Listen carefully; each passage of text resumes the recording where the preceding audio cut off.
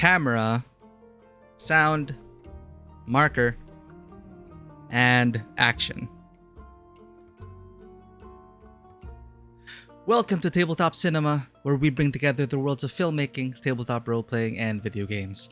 I'm your host Mikey, a freelance filmmaker, tabletop RPG game master, and variety streamer on Twitch. And today, after a short hiatus, we return to our first playthrough of Tavern Talk, a cozy visual novel about running a tavern in a D&D inspired fantasy, where we gather rumors, serve magical drinks, and meet adventurers on a life-changing quest. This is a review in progress, so before we return to the game for part 3, I want to go over some disclosures. This is a game sent to me for the purpose of review, so I didn't have to pay for this game. However, no one is paying me to make this video or to include the game in this video, and no one is going to get a chance to preview any of this footage or my thoughts before you guys get a chance to watch us right now live. So with that out of the way, let's dive into the game. They did update it a bit. As you can hear, the music continues to play in the background. That's a nice little patch that they added, but they are taking the reviews to heart and the feedback so far that they are getting. Congratulations to the dev team, the small independent team, Gentle Troll Entertainment. They reached the milestone of more than 500 reviews for the game, which does help their visibility on Steam. So Dewata, welcome in, Blushing Peony, and Vanua. And before we begin in earnest, it would be remiss of me not to mention a very talented individual in the chat named Dewata Streams. Please check out their socials. They are an artist, author, tabletop RPG creator, and fellow warrior of light. We're still recovering from Dawn Trail, having played that non-stop for the past few weeks. We're gonna wind down with some cozy tavern talk. But Dewata is a contributor to Confluence, the Living Archive, which we are currently playtesting under GM Vanua, another valued, treasured member of the community. And it'll be releasing on Backer Kit this October. So welcome in, everyone. This is Tavern Talk, our review in progress. We are currently in Act 2, Starlight Sonata, Chapter 12, It Takes Two or Three.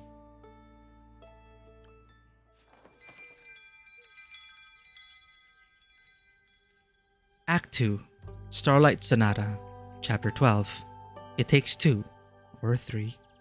10th of the astral moon. Let us start the day.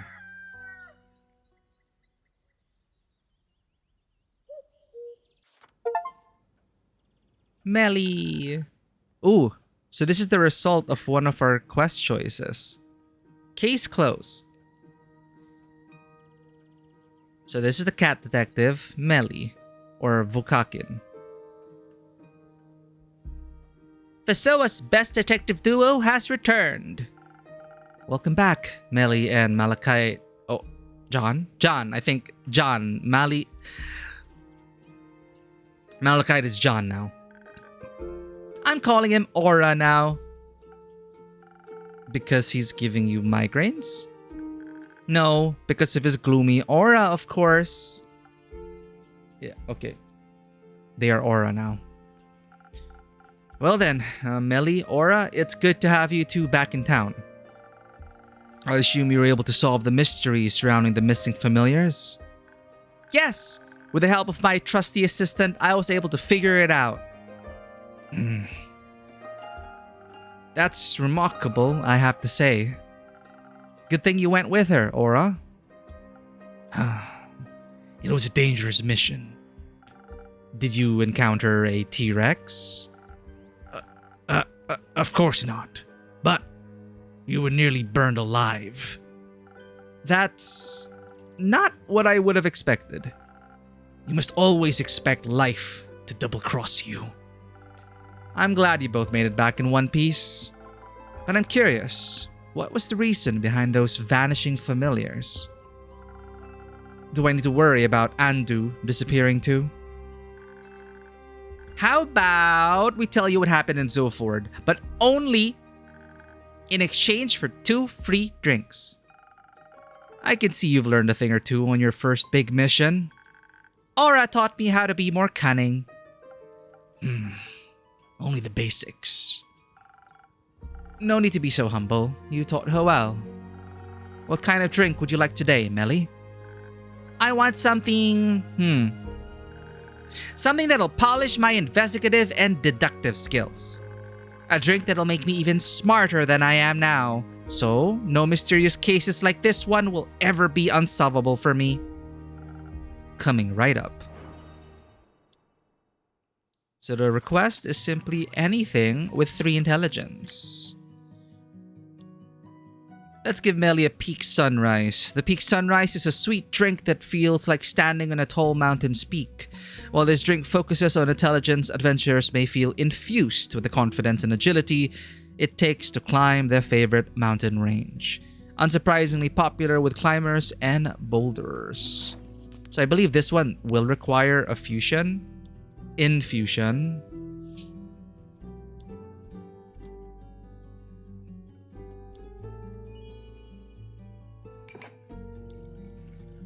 That solves the intelligence bit. Let's get some dexterity in there. 1, 2, and a bit of strength. That is a Peak Sunrise with maximum intelligence. 1 for Melly. Let's see if this will make your brain cells multiply. Thank you. Let me try. Oh, this is good. I can already feel it. I'm going to be completely unstoppable. Oh no. Oh, yes. Initially, I wanted to set this one out, but I might actually need a drink now. It would be my pleasure if it means that I got to hear your story. Also, I'm craving a short laugh. Why don't you share one of your jokes with me? Right, we made a deal. Correct. So, what will it be today? Maybe something that'll help me counter her verbal attacks now that she's linguistically invincible. Thank you for the lurk, Vanwa. So, the usual. Alright. Give me a second. I'll be right back. That sounds like defense. Or no, charisma with anything with 3 charisma. Let's give Aura 1,000 winds. Swept up in 1,000 winds, you become as charming and elusive as their elemental messengers. However, that feels exactly like resting on a tropical island. Enjoying a refreshing drink in pleasant company. Its airy swirls are perfect for avoiding unwanted questions. Sounds perfect. This is another advanced drink that will require an infusion. What gives charisma?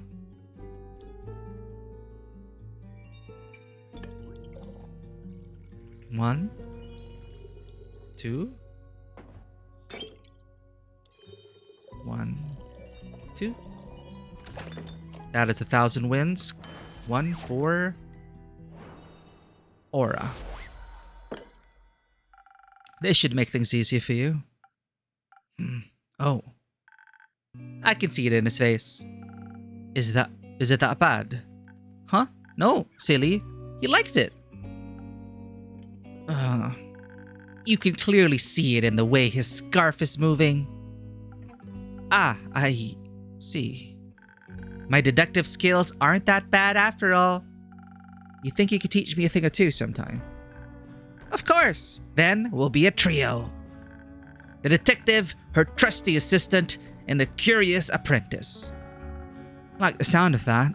It's been a while since I've been an apprentice. I don't remember being asked if I wanted to be a part of this. But I couldn't have completed this quest without you. Also, being a detective's trusty assistant is an honorable duty. And I'm glad you came with me. Of course. Could have let you walk head first into the open maw of a hungry T-Rex. Did you actually encounter a T-Rex in Zoford? No, don't be silly. Sorry, I tried to make a joke. I could tell. I think it was kind of funny. Pah, let me show you how it's done. How do you ask a dinosaur if it wants a cup of tea? Beats me. Tea? Rex? Okay, that's a good one. Well done, Aura. I still have a lot to learn, it seems. But now, please, I'm dying to know what happened in Zoford. So, thanks to the golden feathers, we made it to Zoford in the blink of an eye. I don't think I've ever felt that fast in my life. It was like he had the zoomies. They helped us remain unseen, too. Thanks to your drink, we were able to sneak around the city without attracting too much attention. But those ghosts were the clue we needed. I knew we'd find something at the docks, so we made our way there. She was right. In the dead of night, just hours after we had left your tavern, we spotted a peculiar dog roaming near the river. We watched as it tried to sneak onto a cargo ship. It behaved weird, undog-like. It hid behind some barrels and kept looking left and right before it started to sneak aboard. I'd never seen a dog do that before. It looked like it didn't know how to be a dog. It didn't use its nose, its ears. It was just off. We watched as one of the workers noticed the dog and scared it away. But my investigative senses were tingling. So we started asking around, as detectives do when they want to collect some evidence. A few people said they had also seen some animals with odd behaviors.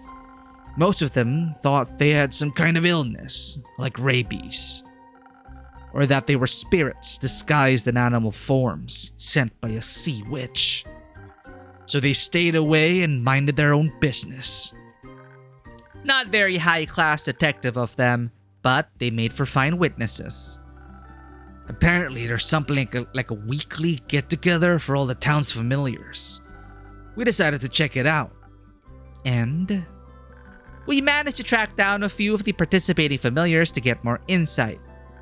It was a little tricky since none of them wanted to talk to us at first. I think they were a bit wary of strangers. My face is blocking auras. There we go. It also seems to be difficult for familiars to speak to people they don't know.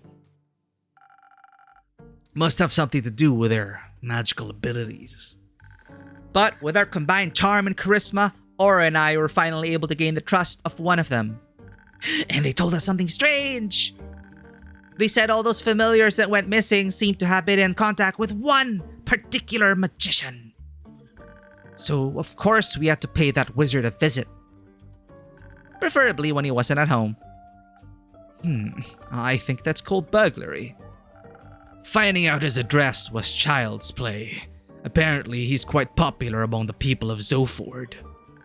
It just took Aura a little bit of well-executed bribery to find the mage's home. Did you take some notes? I did. Prepare yourself to be my test subject, innkeeper. I'm excited to see how much you've learned. You'll be surprised.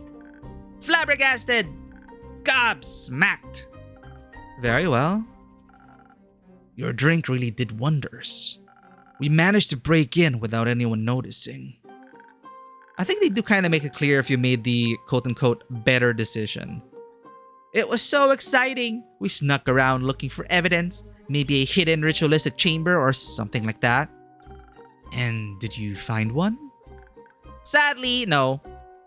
But we found his office with the door open. Inside were a lot of books about different kinds of animals and familiars. We figured he just loved animals, or at least needed that knowledge for something else. As any world-class detective would, I also checked his trash can. And did you find anything? Well, nothing that helped to solve the case. But I did find something that you'd like between all that shredded paper.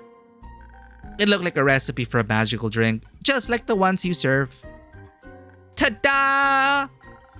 That's very useful. That's what I thought.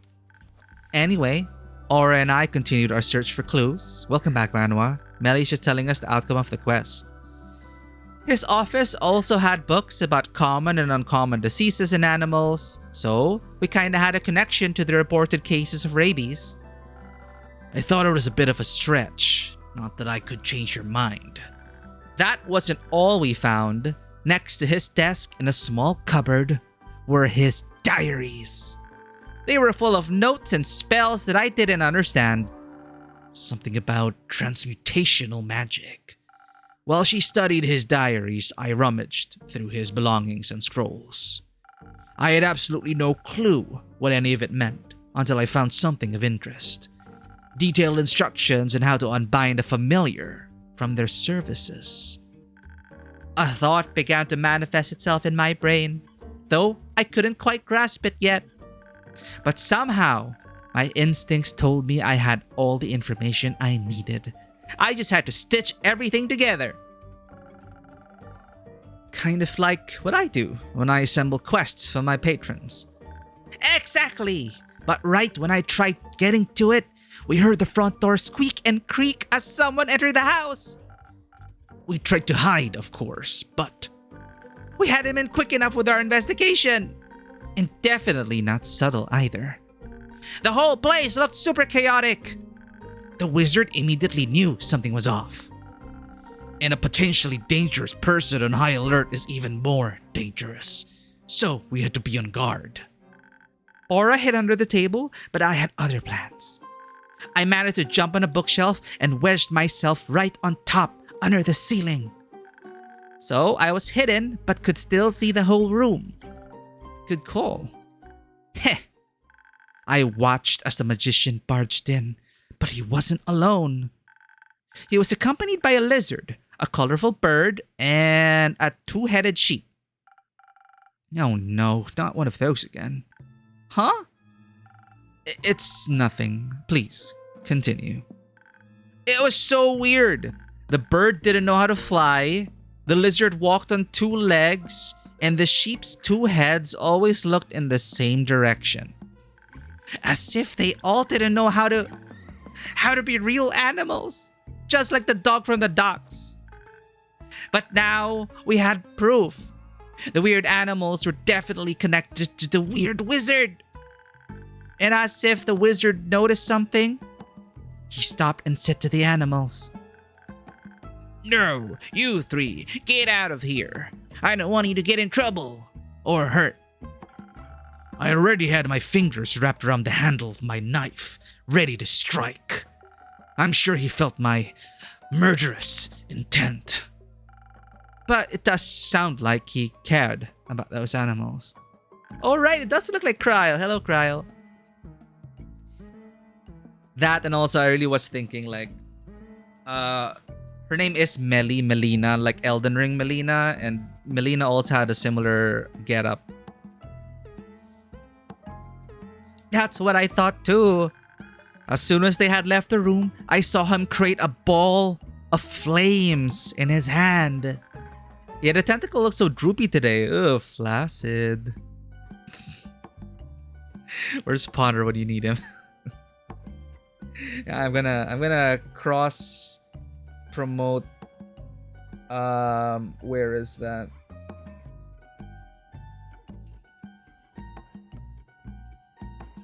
There we go. There we go. He was ready to strike, and I knew I had to do something. He would have done horrible things to Aura. So I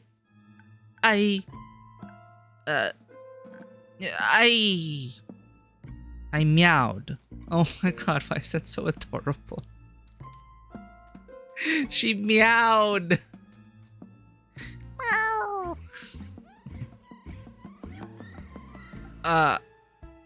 Like a cat?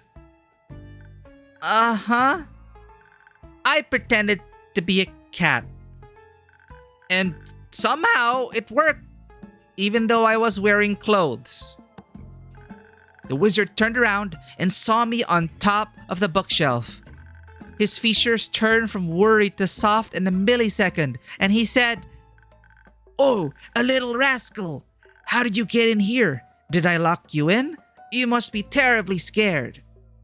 And I was scared, but not for the reason he thought. So I just meowed a second time, as you do when you're pretending to be a cat.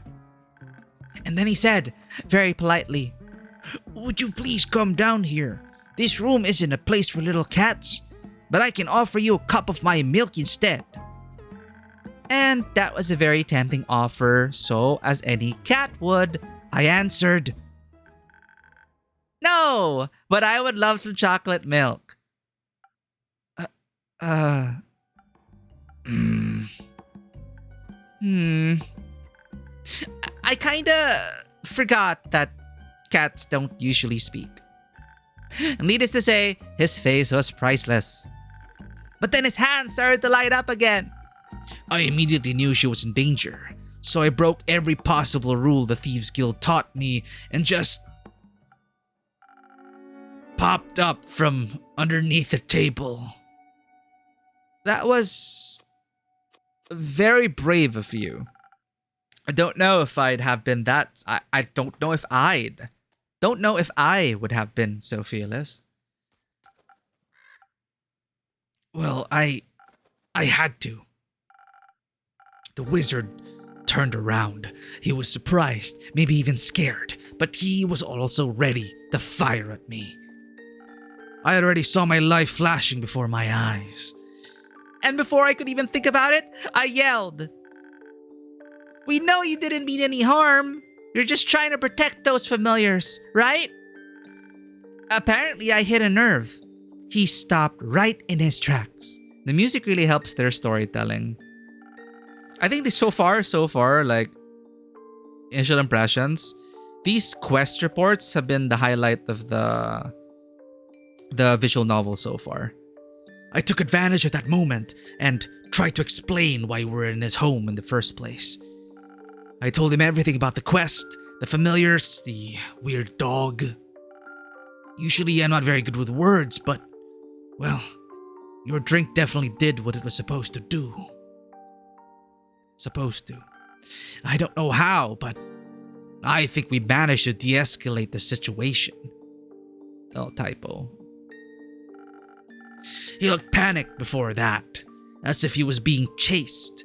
Maybe he actually expected people to come after him. Hearing all of the clues out of Aura's mouth kind of flipped a switch in my brain. And I could see the truth right in front of me. Suddenly, everything made so much sense. So this sounds very much like, players sharing their adventure to other fellow players or to their DM. It's a nice recap of their adventure.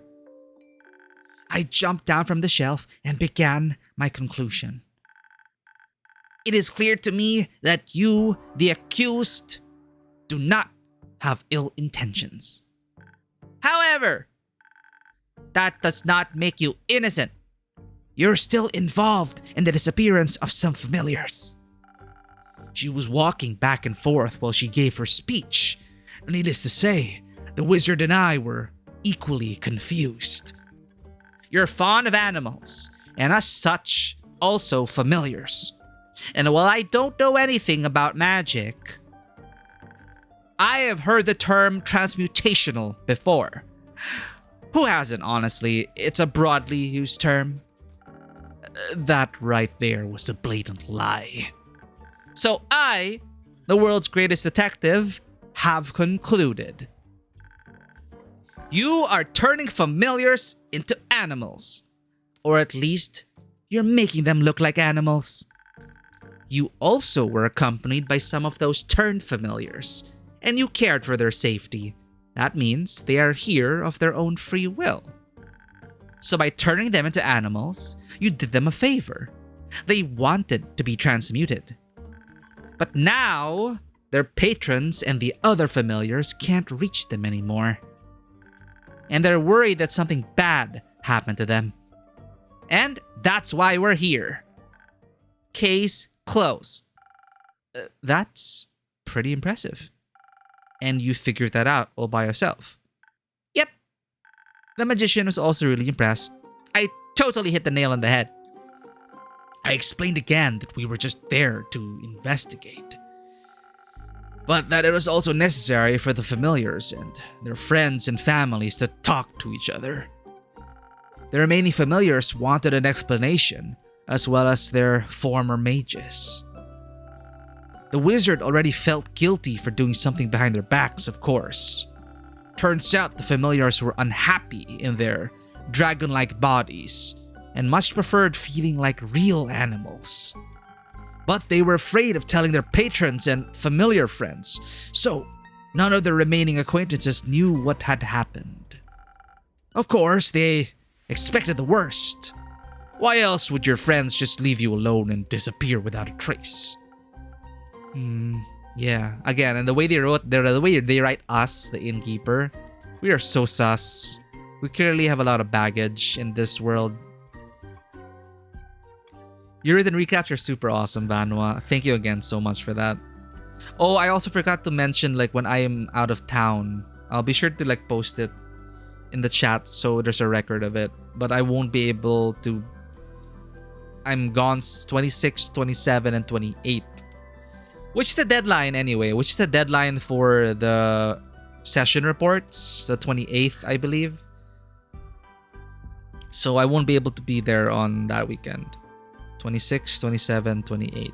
So that's Friday, Saturday, Sunday. But obviously, none of them wanted to continue on like that. So we helped set up a meeting for them to talk it out. And they did. All the magicians were very understanding, if a little sad to lose their connections. The other familiars also welcomed them with open arms, even though they were a little confused at first. They needed a while to understand why their friends wanted to be animals. So of course this is an allegory for a lot of things. But I think they got it eventually. You know, being true to yourself. So all in all, it sounds like a very successful quest. Absolutely. I'm glad you got to uncover the truth. Hehe, me too. The magician even decided to give us something in return for helping him. Neither of us have any use for it, so we wanted you to have it. Don't say that. That makes it sound like it's a bad gift.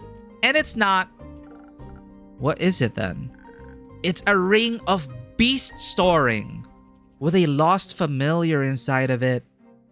He found it a long while ago, but its patron never showed up. We named it Renu. Melina can't take care of it, and I have my sheepfish, Rufus. But you have Andu, so you already know how to take care of a mini dragon. Oh, I absolutely do.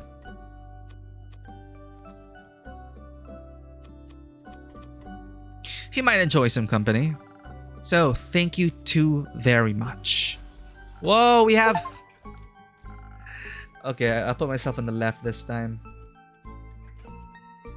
Ta-da! We have a new familiar.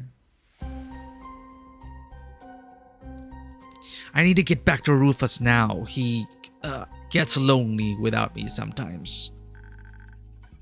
Or is it that you get lonely without him? He's my pet. I need to take care of him. Don't worry, I'm sure Fable did a good job. Though, it's nice to see how much you care for your pet. He's been my only friend since my parents died a long time ago. Oh. Were they also eaten by zombies? No. They were burned alive. Oh. Oh no. Did I hear someone yawn? Was it this thing? 2 sessions, wanted to get a satisfying ending. Yeah, hopefully we'll be able to find a schedule to fit all that in. And I want you to be able to tell your story how you want to tell it, right? Like, I wish I could just like adjust the schedule, but I'm already locked in for that. I cannot like change that. So sorry about the hassle. I remember it as if it were yesterday. It was late afternoon and my parents wanted to visit the adjacent village to buy some grain. But they never returned. I wanted to look for them. But when I got to the village, every house, every barn, and even the ground was ablaze. I heard yelling, people screaming in pain, pleading for help. And my parents were nowhere to be found. A few of the survivors confirmed they had seen them earlier that day. Before the fire. I later found out the perpetrator was the pretentious son of a noble family. He had a disagreement with a farmer over some payments and instead paid a bunch of criminals to set fire to his barn. The fire spread uncontrollably and devoured everything in its path, including innocent lives, just like it did today. That's awful. I'm sorry, Aura. It's alright. I bottled up all my emotions up and combined them into desire. Well, that's one way to put it. For a family? For revenge! Oh. But that sounds like a lonely desire, though. And you haven't found any friends since then? No. The people in the Thieves Guild helped me survive, but they weren't particularly keen on friendship. So I just chose the lonely path that was meant for me. That's not very nice of them. But now, you have me. And we're best friends now. And accomplices. And we can found our own guild. Ooh. Melly updated. As is fitting for a young detective, she's always eager to learn and experience new things. Though, her youth leads her to attach to the people around her rather quickly. On a different note, her favorite drink is hot chocolate. Looks like I have to add another recipe to my list very soon. Did anything else update? 10 years old, Zenith, Chaotic Good, the star.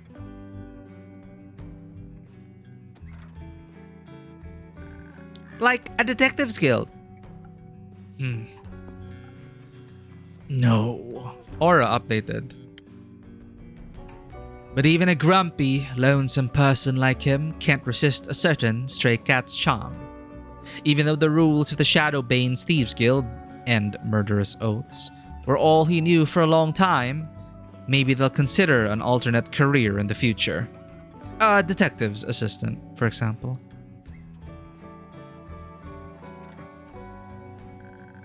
Give us a few more quests and we'll be the most famous detectives in all of Fessoa.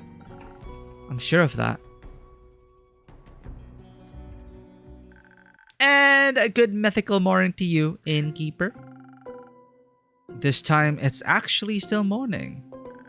But that doesn't mean it isn't also morning somewhere else in the world as well. Of course not. That's a really cute hat you're wearing. Thanks. Can I try it on sometime? Only if you tell me your name.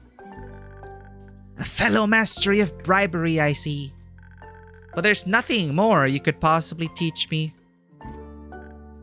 A world-class detective like me doesn't need extra lessons in bribery.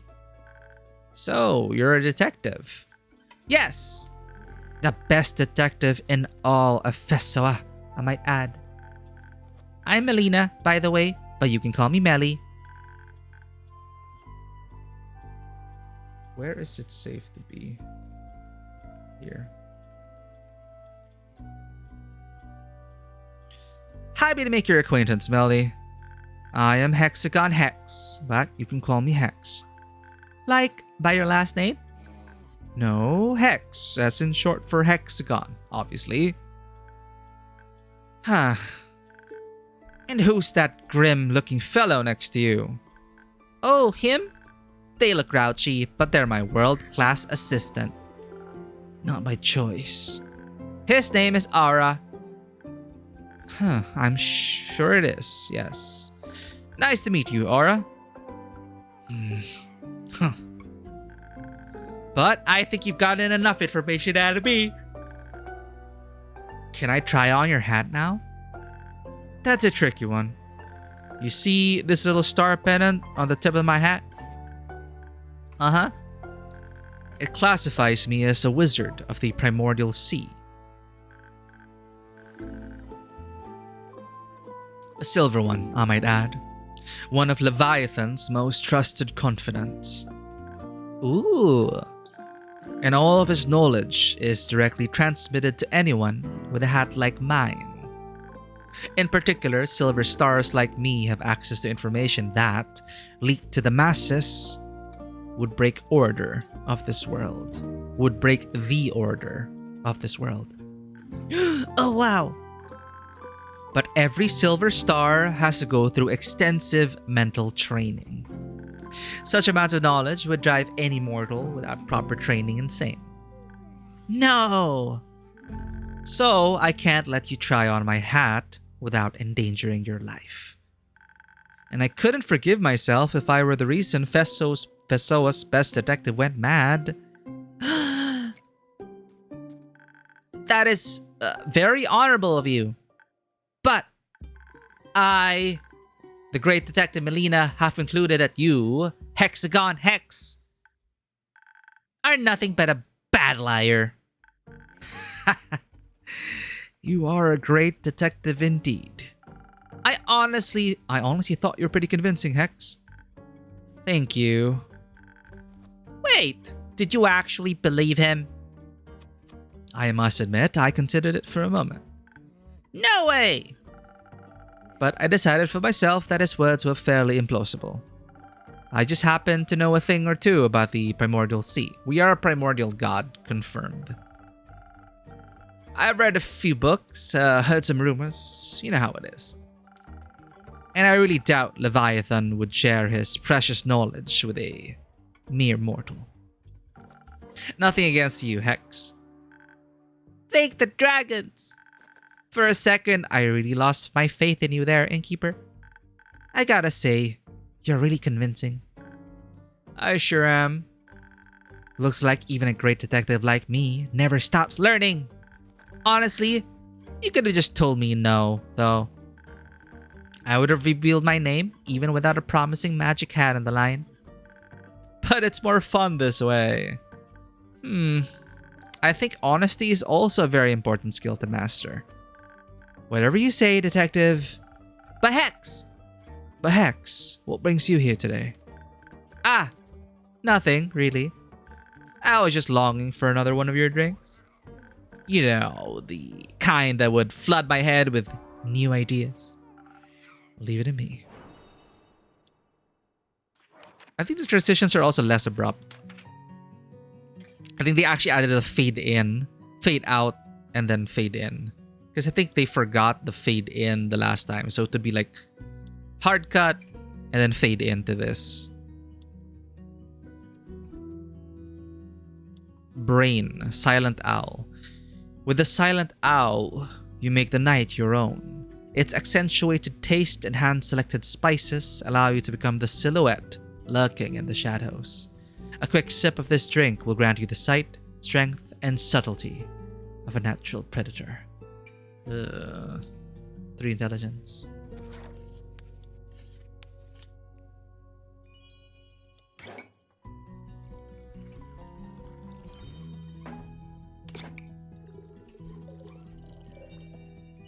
Yeah, undo 1.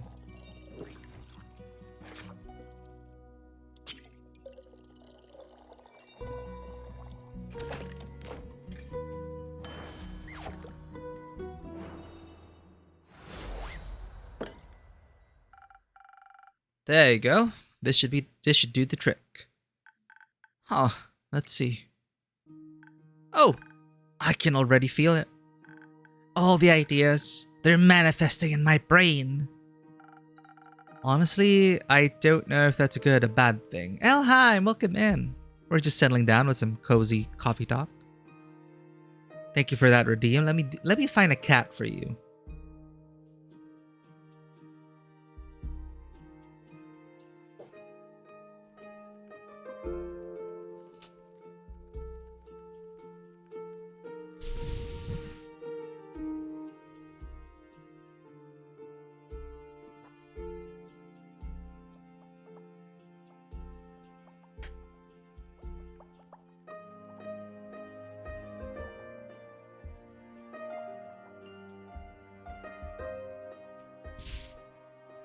Passion was sleeping, so Maya came out of the box.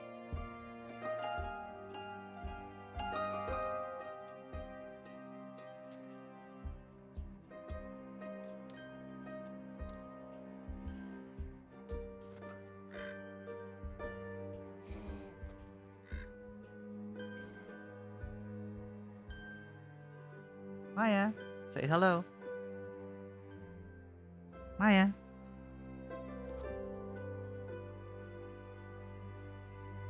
I wonder if I can get her to meow.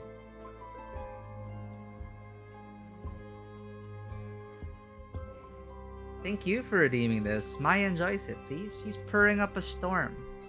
Isn't that right, Maya?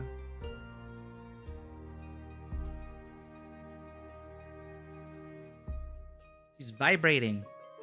Bzzz. Maya.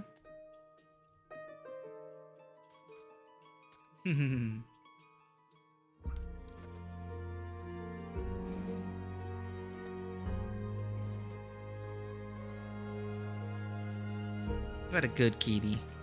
Thank you for that redeem, Al. Hope you're having a lovely week. In the spirit of Tavern Talk, if people are curious, I'm trying to wake myself up with some UCC cold brew. It's like $87 in Unimart.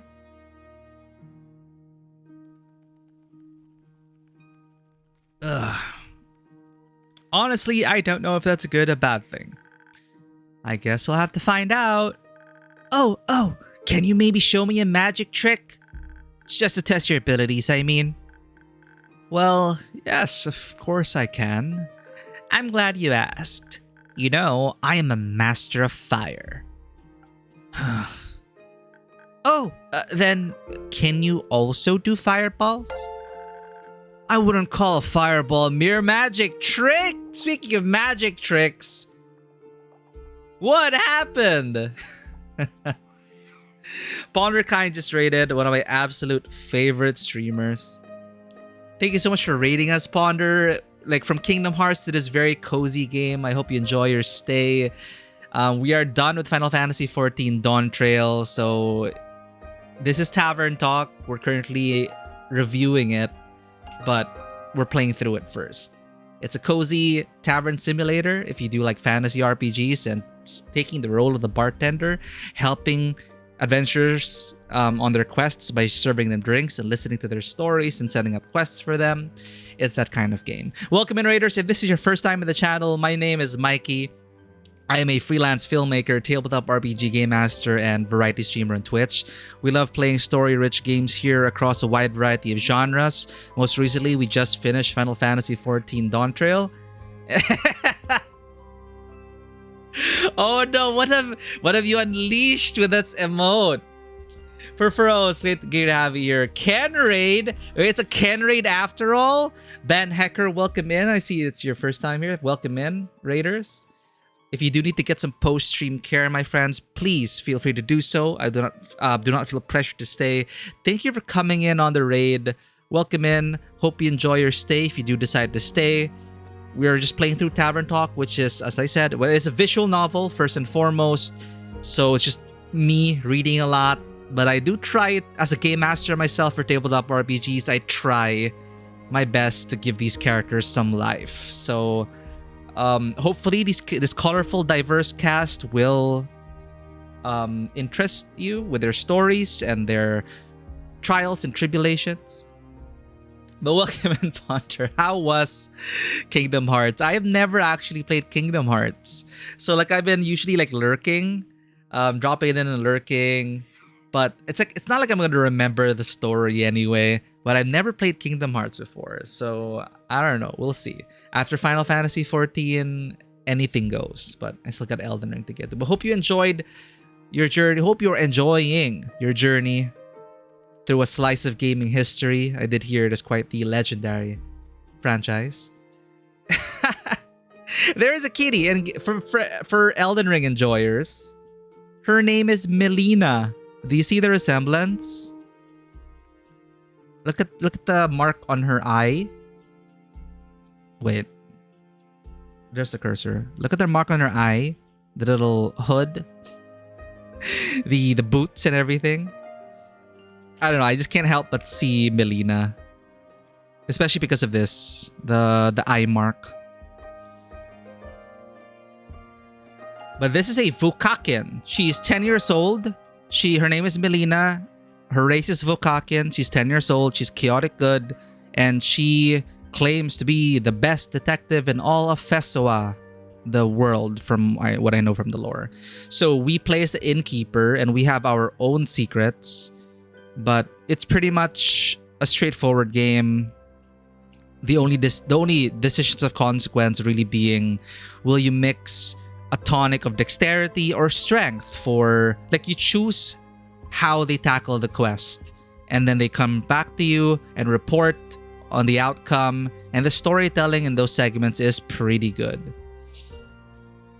Yes, please get food real quick, Ponder. Thank you again for dropping by and for raiding. They don't need life, they can all die, except the kitties. All hail the kitties. And Ken. What happened? Perforos, blink once if you are being held again at gunpoint. If Ken is making you type these things, like blink twice if you need help. I don't know how we're gonna see you blink, but we'll know. But I will say, you know, it is a new emote, right? So free the emotes. But welcome in, everyone. Grab a drink, grab a seat, and let's continue the story. So this is Hex. This is the cast of characters, by the way. Look at that. We met a lot of people already. Each of them have their own stories. Some of them are currently on quests.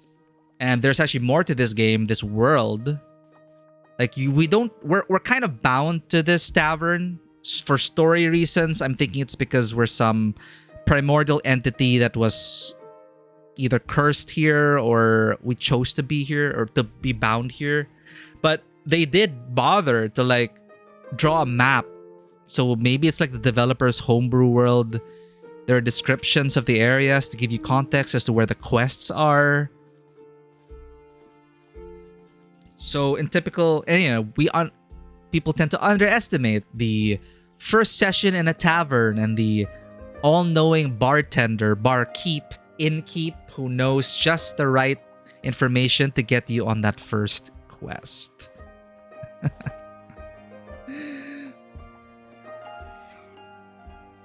Oh, you were the one that chose that emote. I see. I feel a conspiracy brewing, but you know, you don't have to reveal your plans here. We're not on Ponder stream anymore. It's fine. Well, welcome in, everyone. I wouldn't call a fireball a mere magic trick, more like a fully fledged spell. But I can create 10 tiny flames on top of my fingertips. Like cute little candles. I want to see that. This is Aura, Melly's assistant detective. And most of the characters here are on the chaotic spectrum. So you have chaotic neutral, chaotic good, chaotic good, chaotic good, chaotic neutral, chaotic, chaotic, chaotic, chaotic, chaotic. Most of the cast here is chaotic. I would maybe advise you to play with fire outside. A lot of my ingredients are very flammable. You'll miss a real big show then. I think I'll somehow manage to survive. You're a loss. Oh, and when they return on quests and when you do certain things, they also bring back trinkets for the tavern, which kind of hints more that perhaps we were a dragon god the gods were dragons here, and we seem to like collecting trinkets for our tavern, so our inn.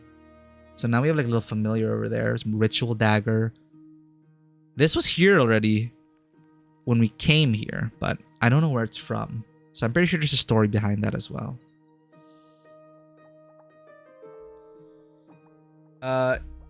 Depending on approach, it's I see a goal, I don't see any obstacles. I have not followed Fairy Tail.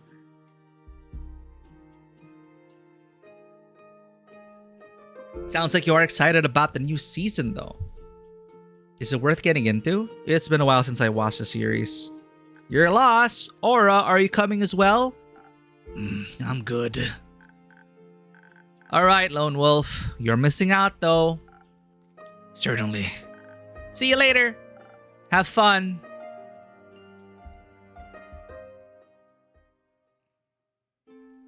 Oh, he's gonna linger around. Okay.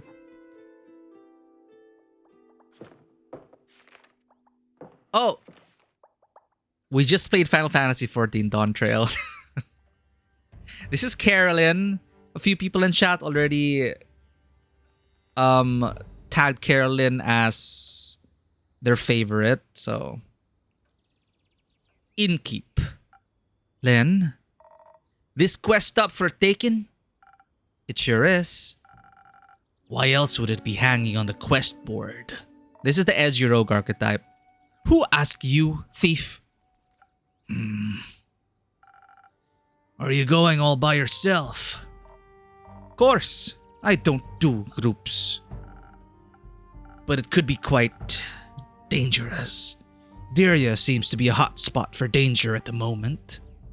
The more free time you have, the more likely I shall say yes to get into it. It's one of those things where like there are hundreds of episodes. It can't be as bad as One Piece, right?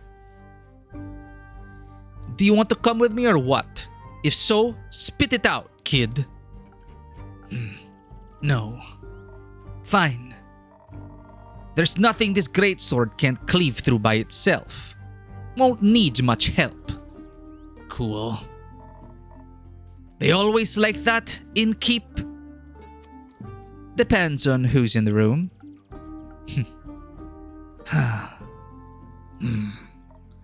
Ah, I see how it is. You do? Yes, course I do. You're like a dragon. You barely know me, so it's obvious that you're reserved as to not expose any weak spots. But sometimes, you gotta find the fine line between being reserved and being a tad too edgy.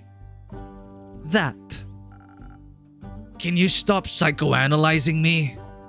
Yes. No. Great. Not like you're right with any of your assumptions. You could always enlighten us. I'll pass, but I wouldn't mind another drink. Same as always? Yes. Something, something for my aura. Gotcha. It's on the house this time. You watch anime with more episodes than One Piece? There are anime with more episodes than One Piece? What in the world? I thought One Piece already had like the record or something. Okay, Fairy Tail sounds like it's an institution at this point. So all they really need is any drink with Charisma 3 is what I've learned of the mechanics so far. None of this really matters. None of the drink choices really matter as long as you fulfill that criteria. So let's just go with a Spoken Heart.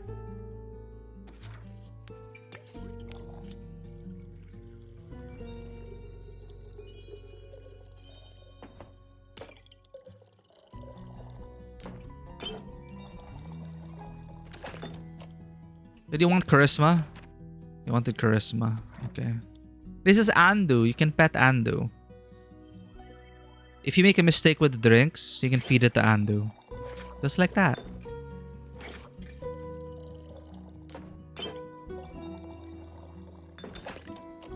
Spoken Heart.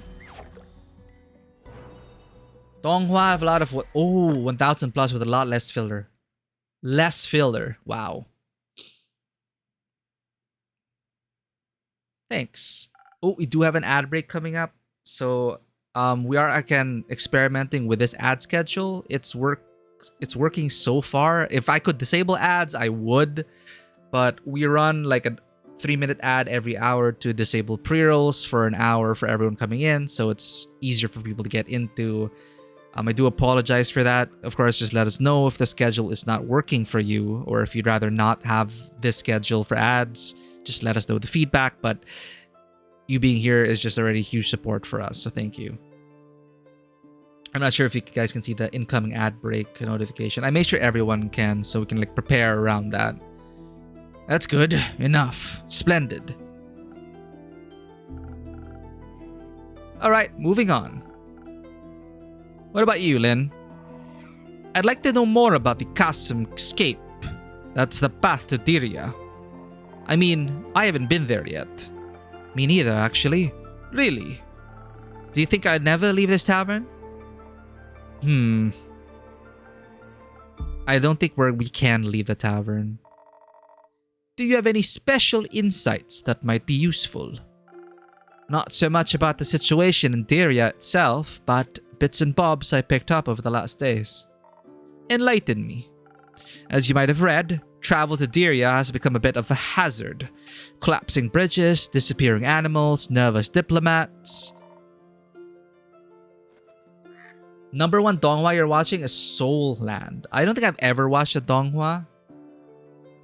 But that sounds like it's been going on for generations. It's like a lifetime commitment. Sounds like a haven for bandits. Soland or Tuo Lo Talu, depending on what name you use for it. Okay. 250 episodes for season 1. Wow. You know, I'm putting a tab for this just to like, I can just bookmark what it is. Oh, Soland 2 anime. Soland movie. You know what? Maybe Vanova will enjoy this. In the illustrious Tang sect martial arts clan, Tang San stands as one of its most revered disciples, wielding mastery over hidden weapons. You probably already know about Soland or Toluo continent. Doluo. Oh, you read. Okay, you read the light novels. Its read is just as good. Okay.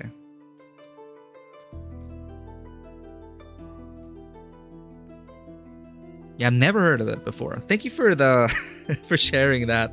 You know, it's nice to just have a list of everything like people recommend. Like even though, you know, it's so difficult to get to that watch list, but it's nice to know that a good thing was recommended and it's there if the stars align and you get to like jump into it just to check it out. Either way, I'll get that blue blood to Diria. Of course. How about a drink to aid with the undertaking? I thought you'd never ask. Any wishes? I mean, this could go either way, so here's when your drink choice will matter. Depends on what truly is going down in Diria. Timing might be important, being swift and smart about it. Evasion, that's what you call it. I might have a good infusion for that. The feather of a golden loon. A what? Oh, a rare waterfowl. Legend has it, the wind still resides in its feathers, which is why they lend you its speed. Ah, intriguing. Supposed to be great for evasion, if you added something for the brains to it. Though I'll be dealing with a diplomat, so little additional charisma to get me on his good side wouldn't hurt either. Definitely doable. Alternatively, to be prepped for every possible situation, something to up my defenses wouldn't be too bad. How do you feel about traveling under the blessing of the dragons? I'm all ears. With little citron, your weapon strikes will be blessed. Great against any bandits or bridges. That sounds like something my Baba would have chosen. Not that she would have needed it. So with Lynn, it sounds like what her Baba did, that we could try that. Because it worked out for her last time. Like, Baba said this, Baba said that, Baba did this. So maybe following in her Baba's footsteps might be the right choice. Updated, she inherited that huge greatsword from a grandma, whom Lin lovingly calls Baba. Grandma must have been a true hero, devoted to both her strength and the dragons. Naturally, Lin has very high expectations of herself. Luckily, she allows herself some breaks every now and then. Again, I'm not sure if people are trapped in the ad break, but I will say, yeah, like, I wish I could do that. Like, just keep anime or shows in the background to get through the backlog. But I just can't help but feel the need to like focus on the show. But I have a hard time like paying attention to a show or a podcast while I'm doing other things. But I wish I could do that. You get so many things done. But yeah, we do consumer media our own way. That sounds like something my Baba would have chosen. Not that she would have needed it. If the situation really is that dangerous, something that would give me more protection would fit. If it comes with enough strength to strike back, that is. But being able to evade the threat by being smart and fast about it might be better. You know what, Innkeep? I'll leave the choice to you. You should know what you're doing. Let me think about it. Oh no, what do I choose? I wasn't very... It's like Baba... She brought up her Baba, but it's like she said, but my Baba wouldn't need it. So let's go with the non-combat option, I guess. Let's just try that out. Okay, so you're really good at multitasking. You just cannot focus on a singular thing. Yet I used to sit down and make origami sculptures with over 1,000 bits of paper. Oh, that hyper focus. You know, people do say, like most people these days, they do have ADHD or ADD on a certain level and scale. It can be a superpower. Ruthie, welcome in. Hello. Welcome in from Ponder. From Ponder stream. Nice to meet you over here, Ruthie. Thank you for coming in on the raid. We're just playing this cozy little tavern simulator called Tavern Talk. It is a D&D inspired fantasy where we gather rumors, serve magical drinks, and meet adventurers on a life-changing quest. So we're making a very important drink right now, which will determine the outcome of a quest one of our patrons is going on. So we play as a tavern keep. If you have played tabletop RPGs before, it is a very classic setup where you all meet in the tavern. You get your quest from the tavern keep, or you get information from the inn keep. And then that's where the first adventure begins. Like usually, right? A lot of first adventures started off in a tavern. So they rolled with that. And then we get this whole world. And it's been, you know, we set up quests. And people take it. The characters take it. So we met a bunch of people already. Yeah, welcome in, Ruthie. It's not that more people have it, it's that people are more aware of what it actually means. I vote Poisoner. No, why would we do that? I love Carolyn. So I feel like Lynn was kind of leaning towards this infusion to be smart, charismatic, and hasty. She brought a Baba, which might trick us into thinking, okay, we're gonna make something your Baba would have wanted, but she said, but my Baba probably wouldn't have needed it. So maybe let's go with this one. What gives haste? Golden feather. Okay, that adjusts that. So something with 3 intelligence.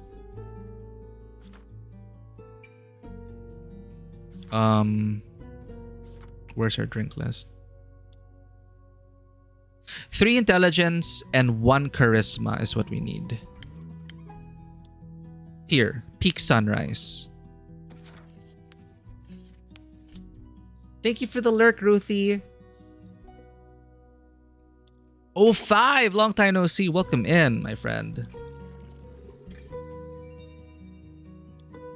Either over prepared or just a super strong, super headstrong, badass adventurer who traveled the world, dealt with dragons, felled titans, tier 4 adventurer stuff, right?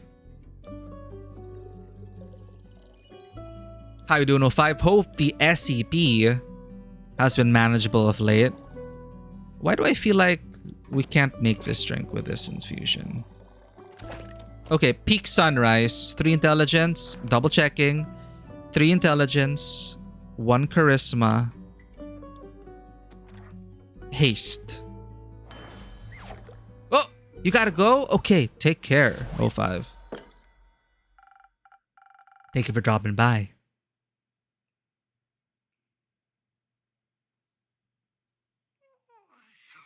The most toxic manga genre? Okay, I'll cue this up. Dumb Cultivation Man was good. Cultivation is just about as vile as storytelling can get. Here's why. Cultivation? Is this like a satire? You do agree a lot of Wuxia has the same exact structure storyline. It's a funny skit. They make fun of it. Link is time coded. It's 3 minutes long. The link is time coded to it. It's 3 minutes long. Oh, the Dumb Cultivation Man was good. But the whole thing is like 28 minutes. So, should I watch the whole thing? Let's let wits, wind, and some kind words guide your way. Let's. Where are you headed? Tyria, some diplomat clown is in need of aid. Needs some escorting of sorts. Hi, and Kate. Is this the escort quest you've been offering? Yep. Boggin crap. I've been meaning to take that one to earn a little bit of coin on the side. Well, I've already committed to it. And what if I tell ye that I want the quest? Well, you ain't getting it. Simple. Just party up. Could you stop me? Do you want me to try? I'd love you to. Come on now. Just go together. Who asked ye? Exactly. Your conversation is giving me a headache. The solution is as easy as it is efficient. Go together. One takes on the big bads, the other the small ones. Either way, you're better prepared for a fight. If it comes to it. Yeah, this is a lot of reading, so if I stop, the whole gameplay stops, so it's hard for me to like... Listen, I'm looking to buy some materials for an important project. Material costs exploded ever since the stars fell. I wouldn't mind a side gig. I can watch it during the next ad break. Material costs exploded ever since the stars fell. I wouldn't mind a side gig.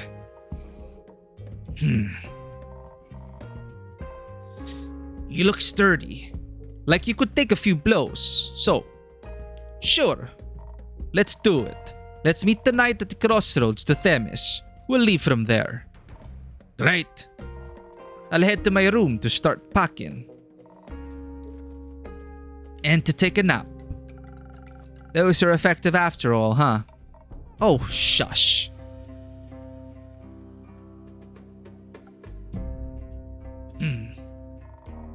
You're a brooded fella, aren't you? This is just who I am. I met fellas like you before. You're all the same. Often you've got the truest hearts of gold. Can we skip the sincerity? My headache is bad enough. Oi, Enki.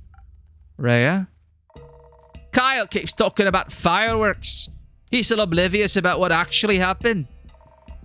Luck's with the fools, they say. For many, it'd be easier if it had just been fireworks. He keeps blabbering about the letter. Oh? Have you opened it yet?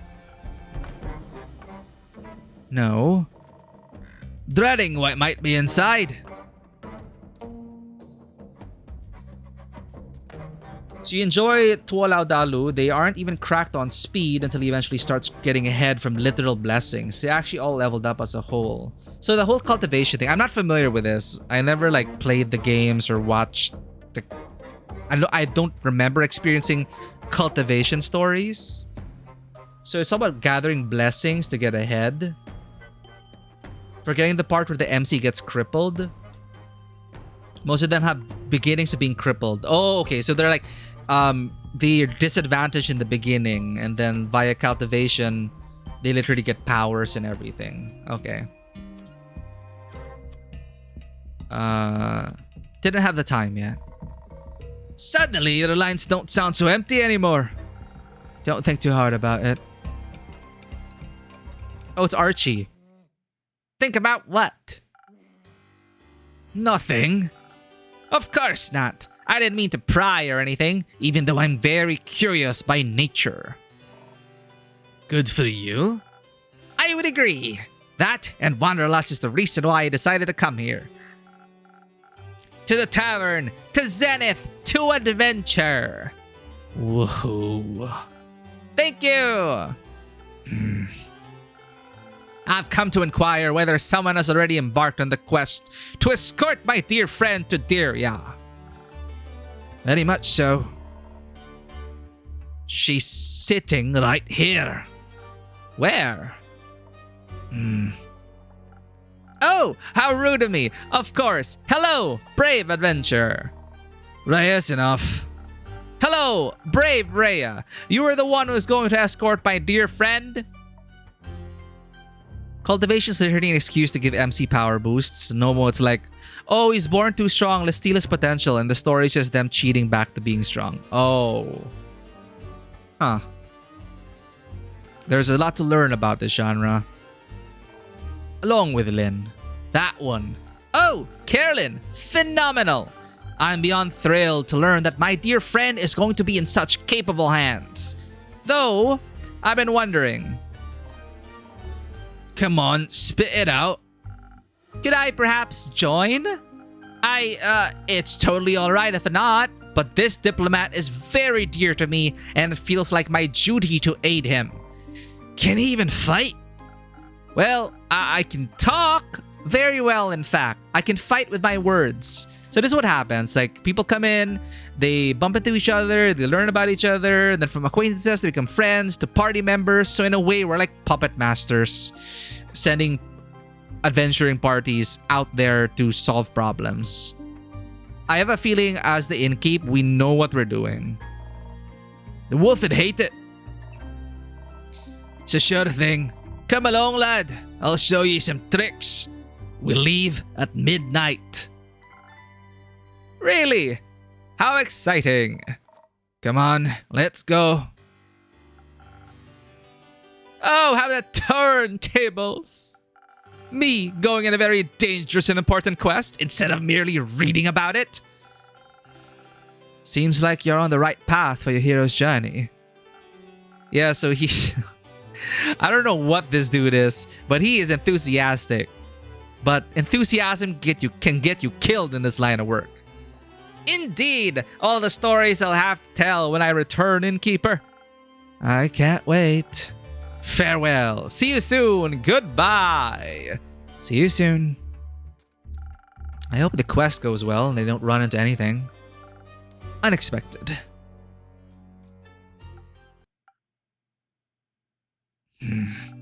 What's on your mind?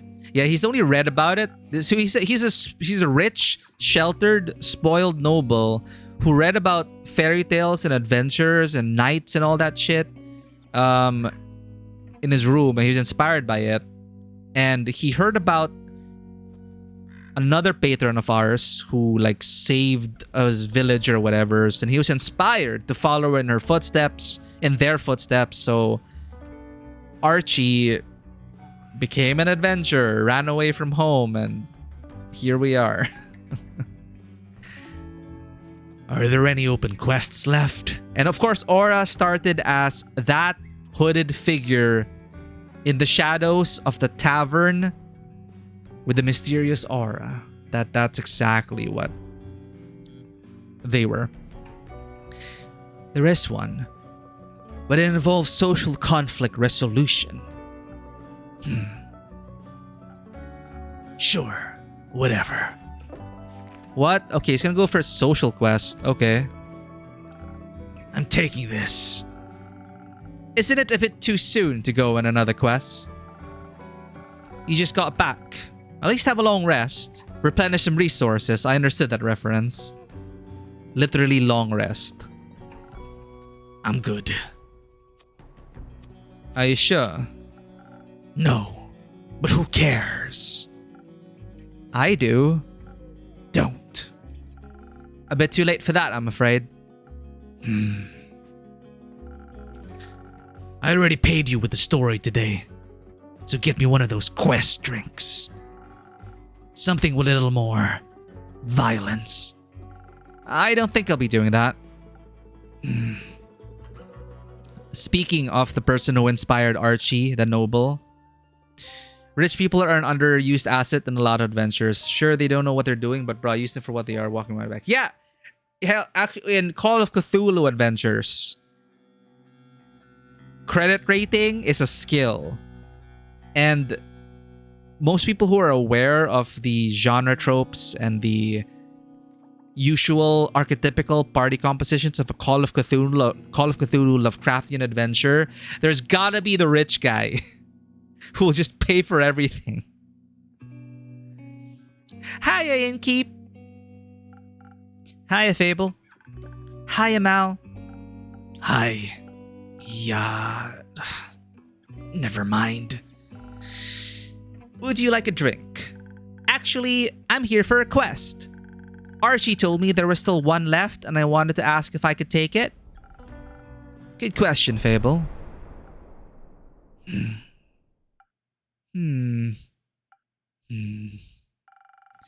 I see it's on me to answer it. Aura is thinking about taking the quest. Who's Aura? John. Malachi. That guy. I think I remember their names, okay? They started off as Zephyr and then...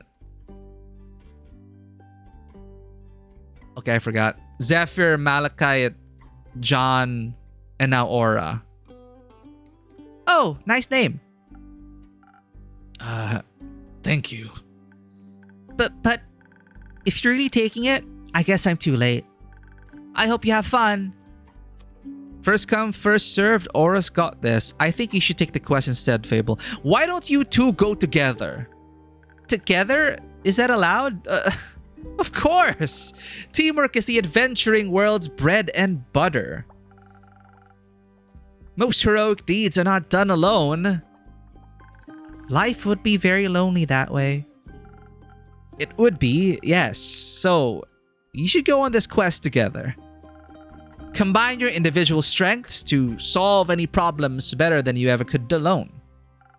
And you would get to know each other better in the process. It's a win-win. Aura, what do you think? Would you be okay with that? I guess. Would you? I think so. It sounds fun. So Fable came in with much social anxiety. But they've since gotten more confident because of our decisions and the outcome of their quests. So,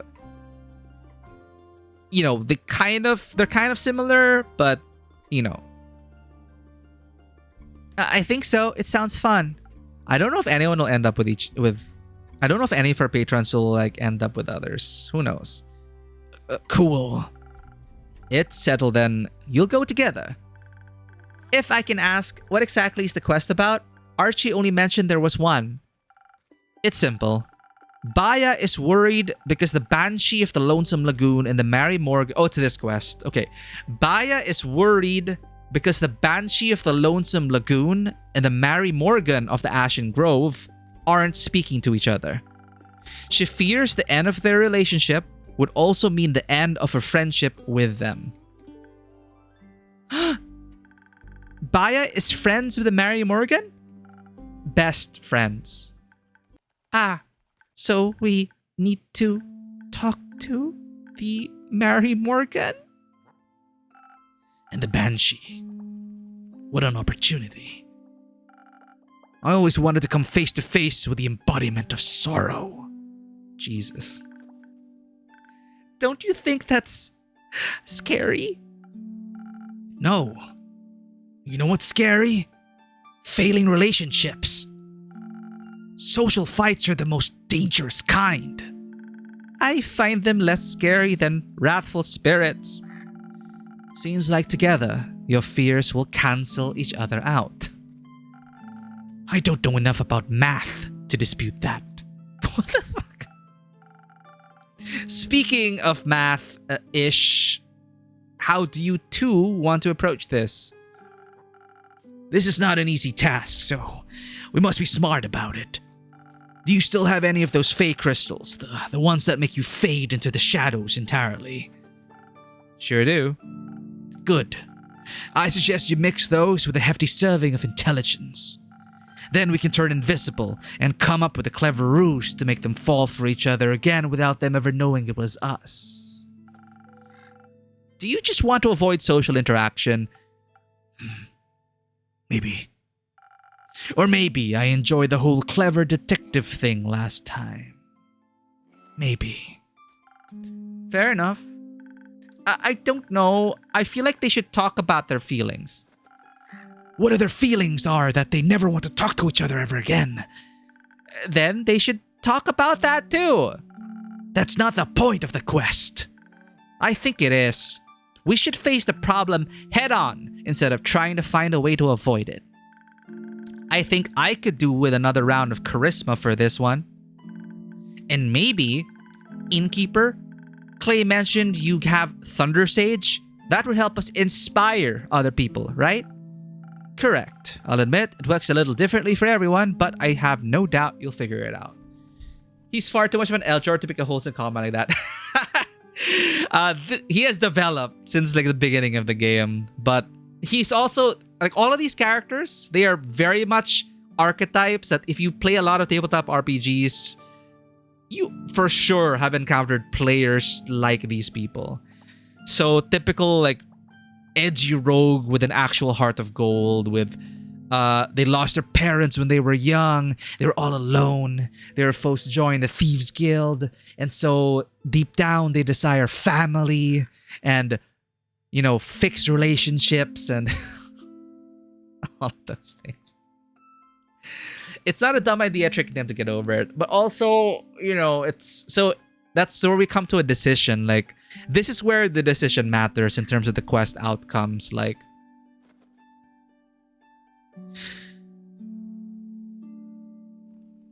yeah, what if, you know, what if Aura's right? What if they just needed the little spark to help communicate? I'm all for communication though. Like, already by default, I'm leaning towards open communication. Speaking of Clay, he wanted me to tell you that he and Tia will make it back in time for the barbecue. Oh, really? That's amazing. Oh, I forgot. They're planning a party. Aura, you should come too. We're having a barbecue at the werewolf settlement on the 31st. It'll be great fun, I think. A lot has happened so far. The werewolf settlement, that was Fable's first successful quest after Fable got traumatized for failing a bunch of skilled adventurers. So that was Fable's trauma. They failed a quest and they thought everyone hated them. So it took a lot of encouragement for Fable to take another quest. But the werewolf thing went well. We discovered that the werewolf terrorizing the place was actually a former relative of Carolyn, who you saw earlier, the muscle mommy cat, the muscle cat mommy. And they worked out their familial. They buried the hatchet for some family issues, and now that troubled uncle is dealing with lycanthropy with a support group in the werewolf settlement. It sounds like a telenovela. We're having a barbecue at the werewolf settlement on the 31st. It'll be great fun, I think. I don't think so. Oh, all right. I have to get back to Rufus at some point. He'll need his wool cut. Rufus is Aura's pet fish which has wool. Apparently, sheepfish. There, Rufus is a sheepfish. Speaking of Rufus, if you're here, Fable, where's the sheepfish? Melina picked him up. She said she'd bring him home so he has to spend less time alone. Great. Was that wrong?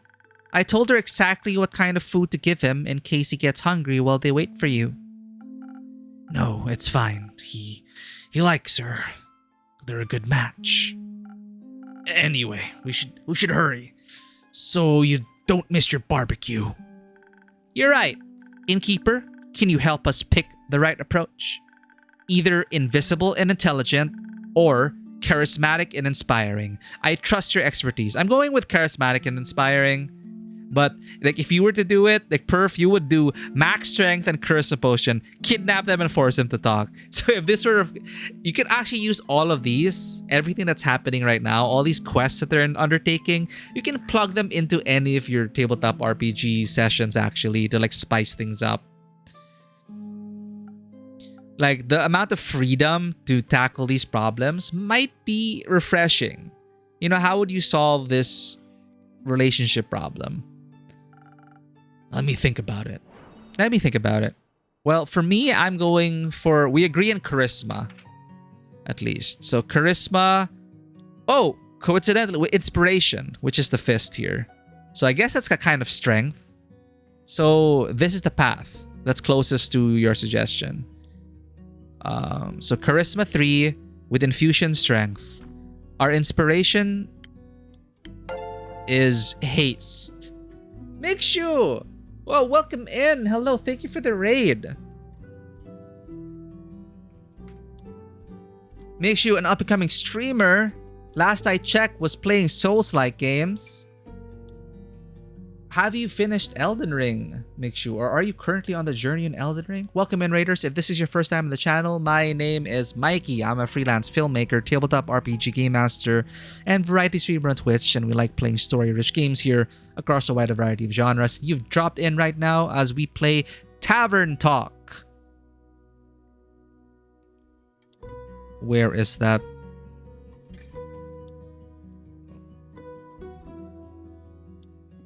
So we're currently reviewing Tavern Talk, a cozy visual novel about running a tavern in a D&D inspired fantasy, where we gather rumors, serve magical drinks, and meet adventurers on a life-changing quest. We're currently in Act 2, and we're currently making a drink. We play as the innkeep.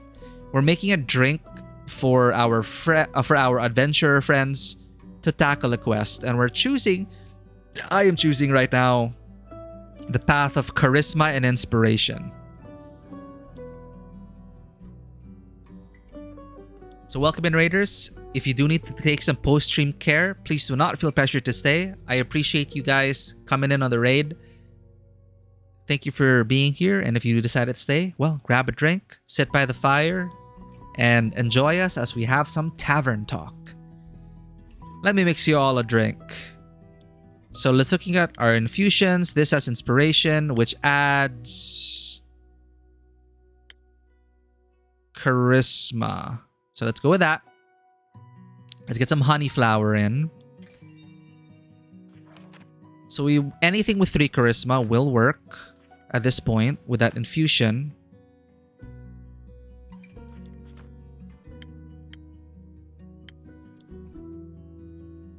Does this have reduction in defense?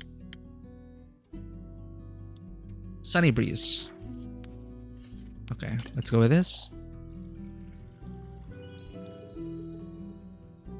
And a bit of intelligence. That is a Sunny Breeze. Double checking. We have an infusion of inspiration with maximum charisma. Coming up.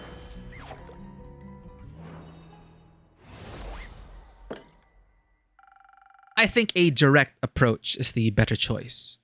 After all, honest communication is important, right? Fable learned that on their last quest, which is why they're recommending that. Would you say so? Very much so. And you? I think honesty is the best approach to any situation, including this one. Well, again, context is important. Agreed. Overall, however, usually honesty is a long-term solution. I think the only question left is, where should we start? The Ashen Grove is closer. And you already know where to find the Mary Morgan. You do? Yes, I encountered her before. So she'll remember you. Useful. Oh no, the Mary Morgan is the quest they failed. I hope not. Last time she tried to drown me. Oh, I see. It was pretty embarrassing. I know the way to the Banshee too. It might be smarter to start with the one further away. Work backwards and all. That makes sense. Let's do that. Good, but we should prepare first. The journey to Boreas won't be easy. So Boreas, it's nice that they put the context here, because right now we're here in the Northern Republic. Our tavern is here in the Wayfarer's Inn. Our inn, I mean. So when they mentioned Boreas, they have to travel... Oh, they have to take a boat to Boreas, where the Lagoon of Tranquility quest is. The Mary Morgan. And then if you want to also learn about the world, there's this abandoned dragon temple, magical lake, lonesome lagoons. Essentially, I have a suspicion that they're developing this world and they're gonna create games set in this world. So maybe when the developers move on to their next game, they can easily draw from this. And players themselves, if they're in need of campaign ideas or world ideas, they can just jump in here and say, oh, we already have a world to play in. And yes, Bhikshu, this is essentially, the developers at least bill it as D&D meets coffee talk. It's more like coffee talk in the sense that the bartending is not as involved and there are really few decisions to be made. The little I played the Valhalla, the bartending there seemed a bit more involved. But yeah, they do say it's like coffee talk Valhalla meets D&D. Good, but we should prepare first. The journey to Boreas won't be easy. You're right. We should leave tomorrow morning. We should. And these guys, I would put them in my adventures. They're like ready to go NPCs. And they're system agnostic enough that they could just apply it to many a medieval fantasy adventure. But it is a colorful cast. Archetypical, but execution-wise, I feel at home. Like it's our third session on the stream, and I'm getting to know these characters. They're getting to know each other, and it just feels like, oh, you know, small world. Yeah, we should go on that quest together, or hey, maybe you should go on that quest together. So it's like a tapestry being woven together. Wonderful. Glad to know that you'll actually rest between quests, Aura. If I must. You went on a quest with Melly, right? See, and they ask, oh, you were with Melly, right? So, how was it? Fine. Reminded me of my parents. And so far, the writing has been quite organic. We're all stuck here, but I'm learning more about the world building, the gods, and the setup. And for last session, there was an intriguing event called the Starfall, where the stars in the sky literally plummeted onto the world, causing much devastation. And now people are scrambling around, but we are stuck in our tavern. We're just hearing it from these adventures. But that's why there's so many quests popping up, because of the calamity. And there are no more stars in the sky, and it's weird shit is happening. In all seriousness, this seems almost like someone setting up for a Skyrim type open RPG, but actually taking it step by step. Yeah, it does feel like that. I feel like this is, as far as I know, this is the developer's first game. And it might be the first game set in this universe, is the feeling I'm getting. Because it would be such a shame to like throw all of this away as just like codex entries. So they're building a world, and I would not be surprised if they take the next step and make it like Maybe you're managing adventurers, like you're a guild master, right? And you send off adventurers, you manage the logistics, stuff like that. I can totally imagine that. Like coming from an innkeep to that. With reoccurring characters to make you feel at home. And it feels like they're really pouring a lot of love into developing this world. So it's a positive impression so far, despite it mostly just being a very linear experience.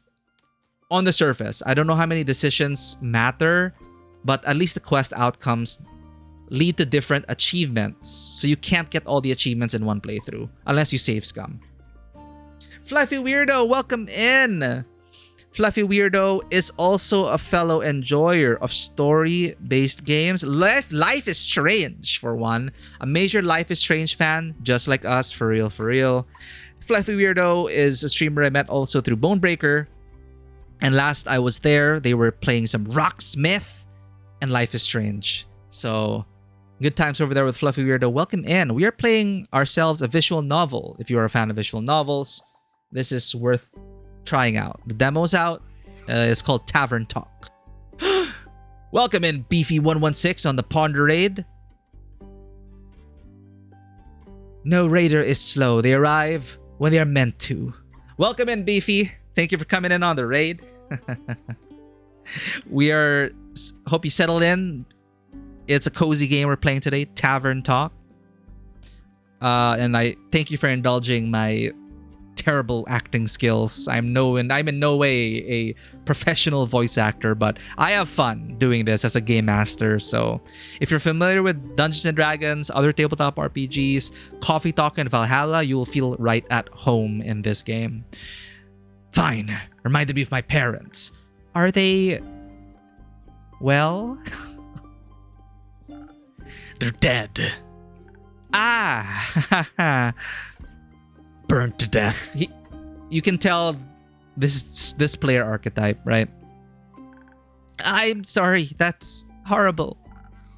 That's life. It shouldn't be. That's why I like Fable. Fable is like, that shouldn't be. Like...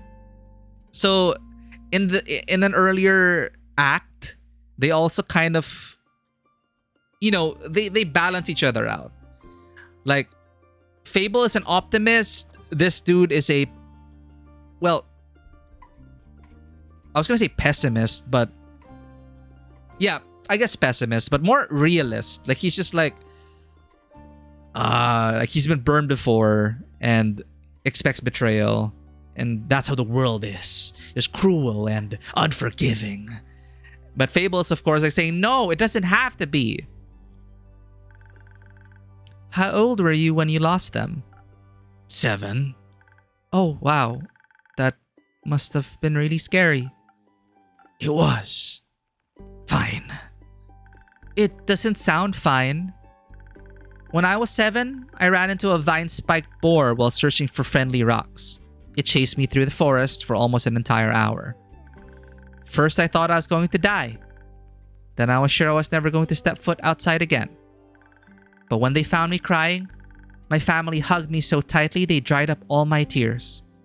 And when I sat in my room frozen in fear, we danced and played board games until I forgot I was even scared. I can't imagine not having that. Way to rub it in, Fable. Fable isn't exactly the... I can. It was... Please don't say fine. Scary. Really scary. I waited at home by myself for 2 whole days. I thought the shadows were going to eat me at some point. And when I was finally brave enough to leave, it was too late. And as you notice, the music, each character kind of has their own theme, and it aids their storytelling. You know that it wasn't your fault, right? So I like they could have just like looped one background music for the rest of the game, but they decided to actually edit in musical interludes while they tell the story. So at least it doesn't get so stale and repetitive and boring. I know I never want to feel that scared again. But it's fine, because I fixed it. Fixed it? How? We are the innkeep. By taking revenge on the who caused their death. There's active censoring here, which leads us to believe that this is actually a game or a simulation. There have been some metatextual jokes as well. A popular approach these days. Did that make you feel any better? Yeah, sure. It is just a natural part of my journey, following the path of darkness. It's my destiny. Misery is nobody's destiny. She's right.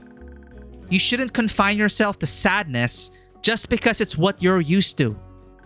Besides, the innkeeper always says you can choose your own destiny. And I decided our destiny is to bring these two lovebirds back together. At least for now. I think I need to go prepare for our treacherous journey ahead. You should let Melina know you're leaving. You should hurry or Melina will stop. You should let Melina know you're leaving. She'll be worried senseless otherwise. Let her know you'll be back. You accidentally threw out of the box spare ink converted for one of your fountain pens. No! It is lost in the box. Damn. Sorry to hear that, Perf. Fountain pens deserve their beautiful ink. Who knows, it might come up when you least expect it. Oh, you knew it was in the box. Oof.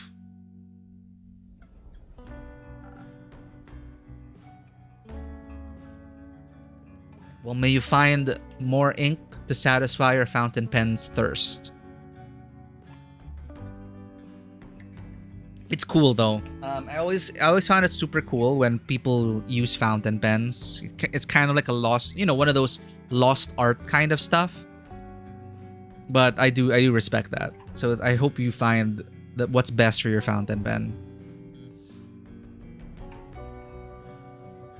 Like, I remember my friend who really loves their fountain pen. They even make their own ink.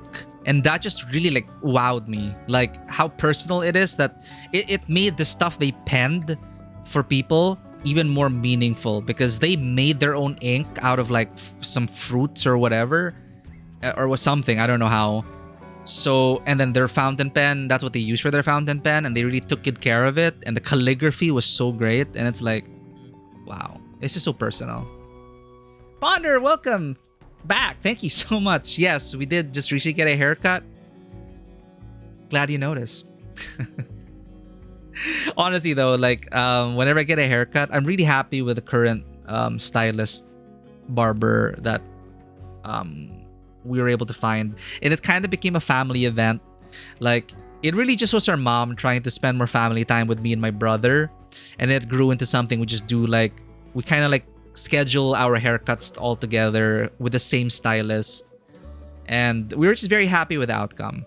And for me, it's because I think it looks okay, it looks decent without having to fuss over it or manage it. Because I mean, I don't want to have to like style it every freaking day when I have to go out or whatever. It's like, I honestly just want low fuss, less fuss, but somehow they managed to find a compromise for that. And it's just overall very talented stylist, and the way they cut it is, I like it. It's rare for me to be like, oh yeah, this looks pretty good on me.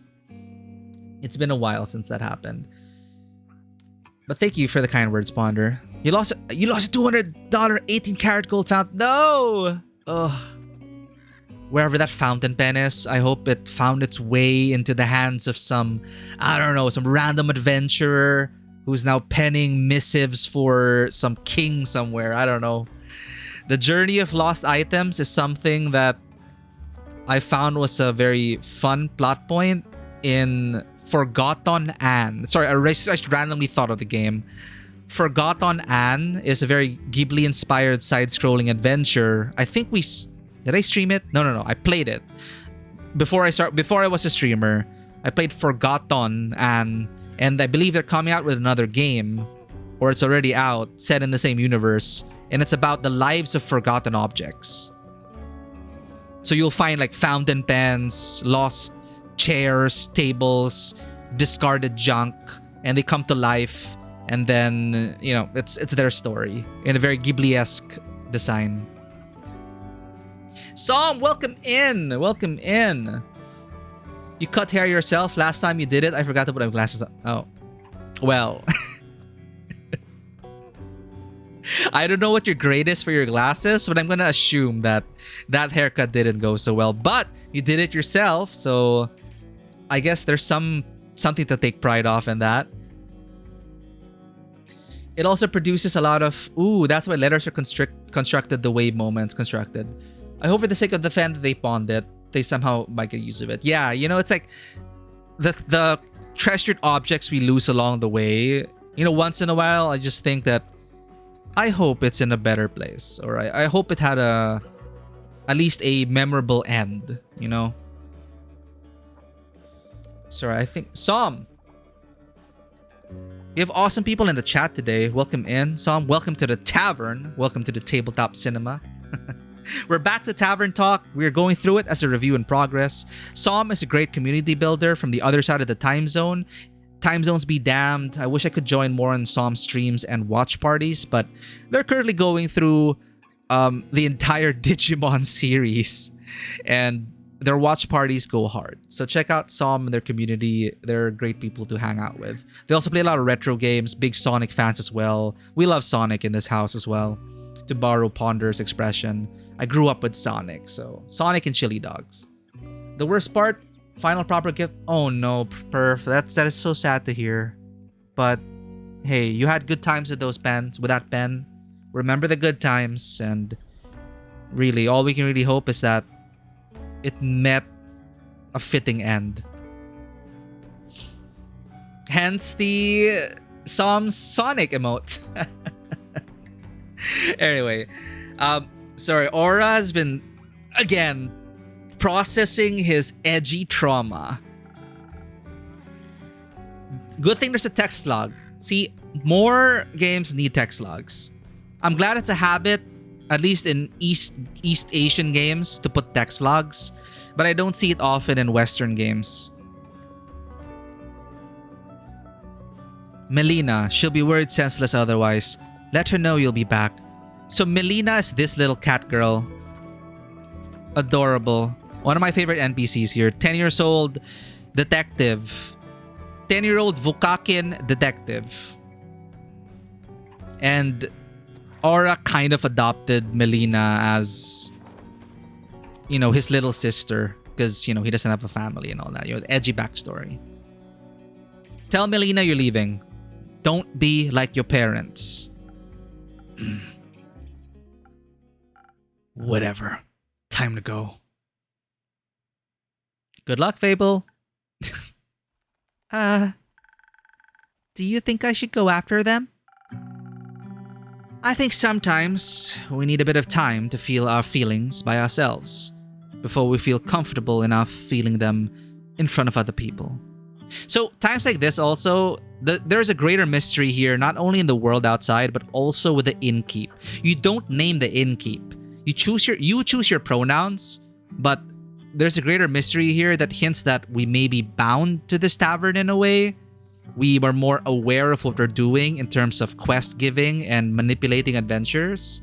Maybe not manipulating, but encouraging them to accomplish certain feats.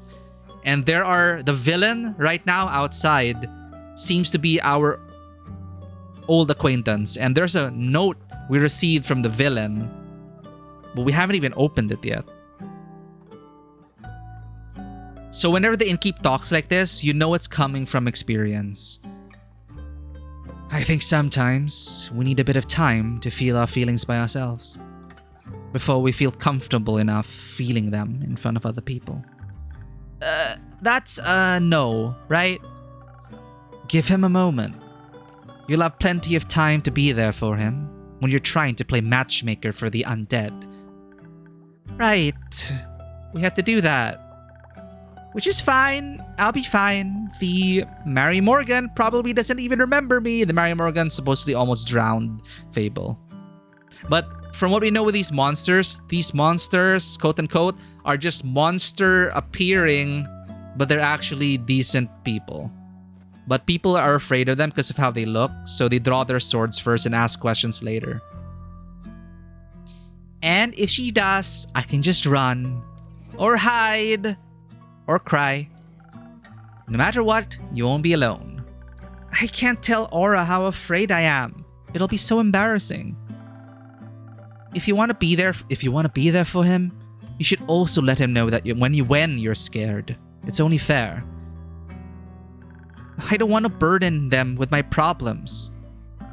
Being a burden every once in a while is part of the wonderful experience of being loved. Your friends appreciate it when you trust them enough to let them help you. Because when you care for people, you're willing to put in a little work to make them smile. But you already know all this, don't you? I do, but it's just so much harder to keep in mind when it comes to myself. That's another problem Fable also has. They always feel like they're a burden to other people. I know, but you've been doing very well, Fable. Thank you, Innkeeper. It's all thanks to you. That isn't true. I've been trying to help you the best I can, but you're the one who actually has to change. And I'm proud of how far you've come. Let's call it teamwork then. Let's. Anytime. Can I stay for a little longer? I think I need a bit more time before I can face my fears.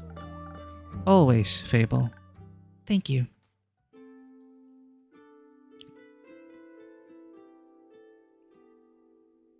Carolyn! Morning. It's not morning. Did I sleep that long? No, it's still the same day.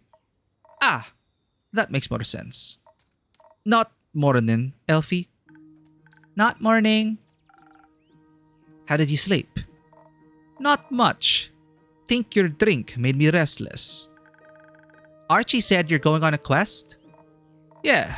Ray and I'll be escorting some rich to Diria.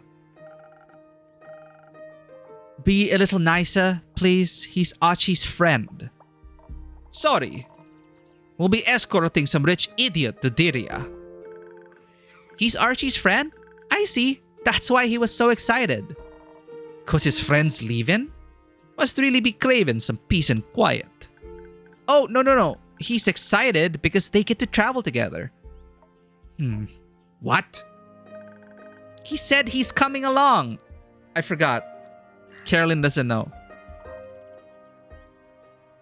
The background in the... Oh, that's stupid. That damn jackdaw. The jackdaw keeps shitting. It won't leave. Dewata was very... brought in a very interesting theory. Apparently jackdaws, especially a double jackdaw, represent death. So I feel like we were some primordial god of death who was like, I don't know, trapped in this tavern or we just retired or something. So this is a jackdaw and it's been here since forever. Since when? Rhea invited him. Ah. Great. Is it too late to back out? Yes, don't be a coward. No. Would you like to? I guess. Then feel free. Does reverse psychology work? Rhea is going to eat that kid alive. And I am a woman of my word. I've never actually caught it take a shit. It's you viewers who catch it taking a shit. Bad jackdaw. Bad jackdaw. I'm pretty sure we have some other familiar that cleans up after that jackdaw.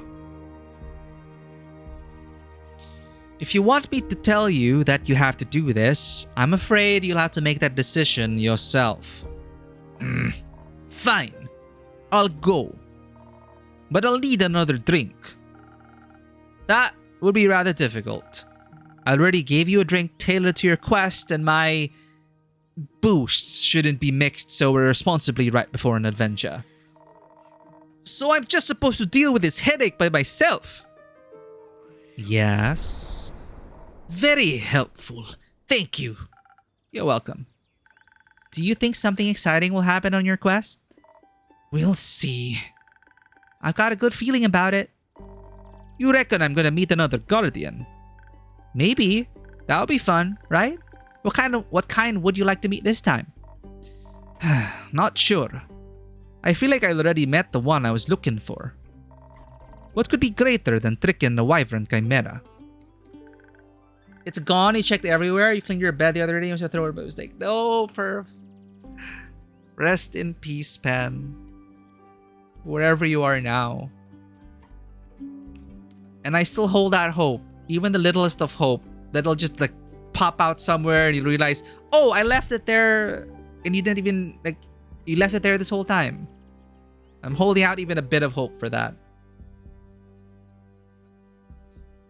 You're right. I think that means it's time to befriend the Realm Keepers now. Wouldn't that be something? Which one would you like to meet the most? Gaia. Can't think of a greater honor than that. You? Gaia as well, but I feel like I should pick someone else. For balance. Cassiopeia, maybe? I'd love to ask her how she's doing right now. Maybe give her a hug.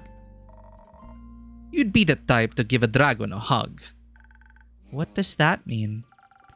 That you're very lovely, I think. Something like that. So, fellow dragon enjoyer, who would you pick? No repeats. The first... See, and this is how they world build. The first dragon and the origin of everything. Tuat, the great spirit dragon. Leviathan, the serpent of the primordial sea. You know, let's stick to our hints about the primordial sea. I feel like we are connected to it somehow. Or the first dragon and the origin of everything. Nah. Tuat or Leviathan. Tuat, the great spirit dragon. You know, let's go with Tuat. Leviathan just reminds me too much of Final Fantasy. Tuat, the great spirit dragon. He keeps the balance between life and death. One might consider him the embodiment of order. Oh, what? I don't want too much order. He's so strict, no one alive may enter his realm, and no one dead may leave. And yet, there are countless trickster myths about his escapades within the mortal realm. I enjoy that duality. I hope the dead never get bored with him. That'd be nice. But I suspect your quest will have its merits even if you don't meet any of the Realm Keepers. That's true. I bet you and Rhea will have a lot to talk about. And you can teach Archie more about adventuring. I'm not so sure about that. You're a great teacher. I've learned so much from you already just by being your friend. Like, how to say what I really mean. I'm still working on it, obviously, but I feel so much better when I'm being honest about what I want. You've been getting a lot better at it. Thank you. And Melly loves practicing with you too. She says she wants to ask Rhea to build her a great sword of her own.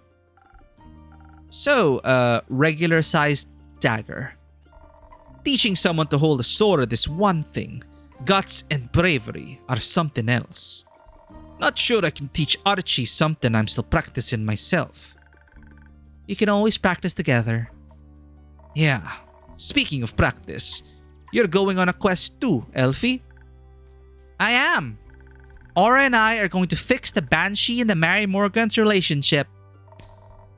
Is that sneaky twister's new name? It is. Ain't you scared of the Mary Morgan? Only a little. Okay, maybe a lottle. A lottle. Sorry. So adorable. Do you think she's going to drown me? Or do you think the Banshee will? Maybe they'll reunite through the teamwork of drowning me? Probably not. I think you'll probably find some wackiest hex solution that no person in the history of dragonkind would have ever thought of. Like being kind or whatever. I'd like that. And if all else fails, you've always got an insane air echo by your side to pull you out of the water. If he can swim. He's sane. Is he? Well, mostly I think he's sad.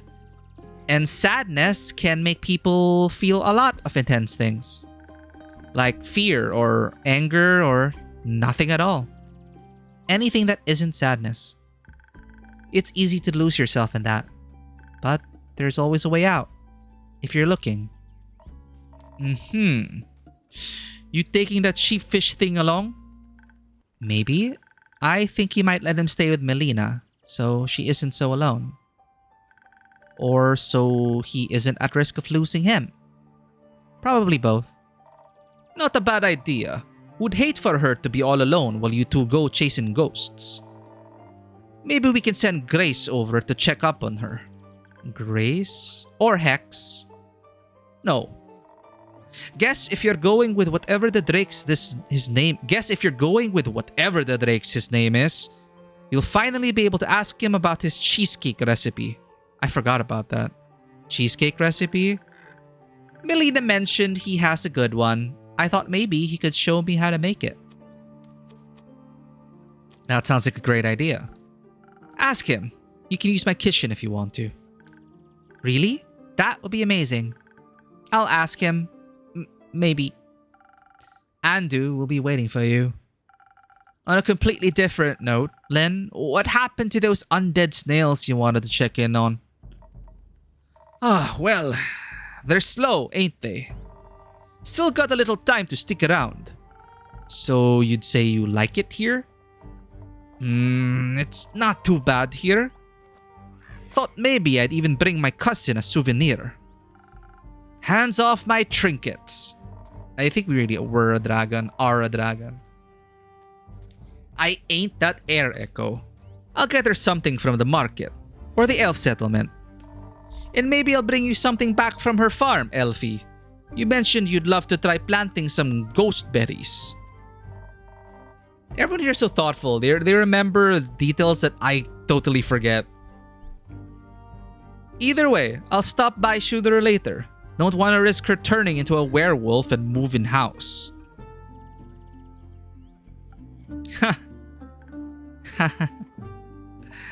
No, but seriously, if any more of my family members turn into dragon-forsaken werewolves, I'll be joining the Van Helsings. Still don't know if they kill werewolves. Do the Van Helsings kill werewolves? I don't. I'm not familiar with the Helsings. I know of them as legendary vampire hunters, but I don't know if they hunt werewolves too. Don't care. Do you think I could come with you? When you go, I mean. I could gather the ghost berries myself, and I know a lot about snails. Don't you think people need you here? You should. You've got away with their family members. And the snails would love you. Have to agree. You'd probably make it a chaotic mess, but a fun, chaotic mess. Yeah. Seems like you guys did end up forming a party after all. Shut up. Okay. Anyway, it's late. I think I should go back to the settlement and catch some rest.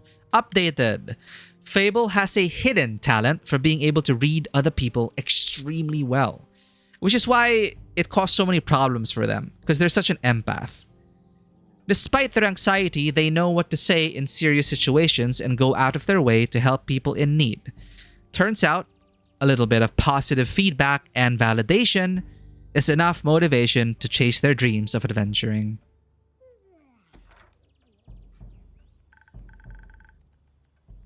To save the world one day. Yes! Remember Fable? You think I'll save the world one day? I believe in them, Duata. I believe in them too. Carolyn, do you want to come with? We can stop by the werewolf settlement and say hi to Mr. Dragon. Or bye. So Mr. Dragon was an estranged family member. There was a misunderstanding. Mr. Dragon was suffering from lycanthropy and so just disappeared from the family without telling them anything. And they, with some money. So the family thought that Mr. Dragon just ran away with money and was an asshole for that. But we were able to come to the truth of it, that he was suffering from lycanthropy. So we helped Mr. Dragon find a support group in the werewolf settlement nearby, and also resolved the reunited Mr. Dragon with Carolyn, and then happy ending. It's a lot.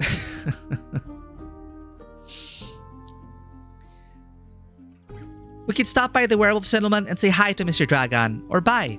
So I'm enjoying this part of the story now because it feels like the story and all the things they've placed are suddenly getting a life of its own.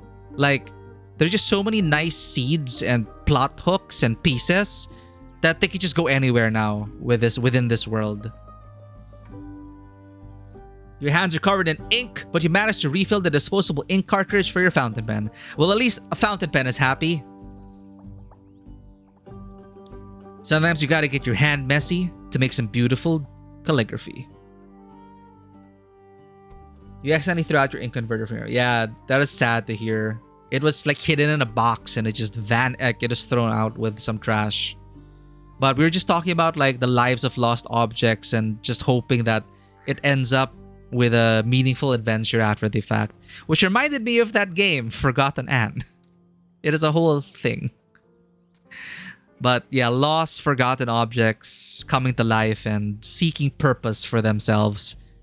It was heavy, you know, heavy themes about feeling lost, discarded, without purpose. Like, why was I thrown away? Why was I forgotten? And then, you know, in a fantasy magical adventure wrapping. Anyway, ain't sure I got any tips for you in return, but I can listen to you worrying. Yeah, you're good at that. Do you want to come too, Innkeeper? And I feel like whether this happens or not, regardless of your quest decision for their initial quest, at least it feels to me that because we chose correctly, or at least we chose the way we did, that they ended up friends. I actually don't know how different this would have been if we botched their initial quest. Do you want to come too, Innkeeper? I'm afraid Andu doesn't do well in civilization. Or alone, especially not alone. We keep coming up with excuses for not leaving the tavern. The inn. Inn. But I'll be eagerly awaiting your stories. We'll return with plenty. I'm counting on it. Good night, Len. Good night, Fable. Night. Good night.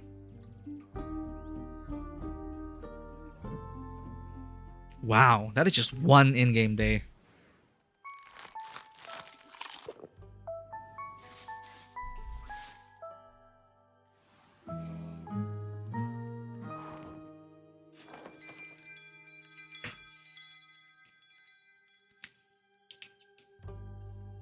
The pink rim lighting around Lynn makes you think there's a pink light on one side of the tavern all the time? I didn't notice the rim lighting. Oh, we're in an interlude. Act 2, Starlight Sonata interlude. Oh, we also got a new familiar. A familiar which was a lost familiar which was stored in a ring.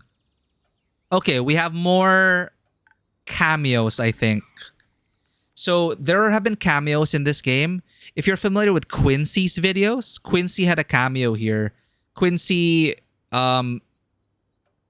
mixes drinks. It's a mixologist, mixes drinks. I believe they have videos on, I think they were on TikTok. I don't know, but they went viral, and they basically give you words of affirmation. It's as if it's as if they're the innkeep, and it's a POV of you as a patron, and they're mixing a drink for you and talking about like life and whatever.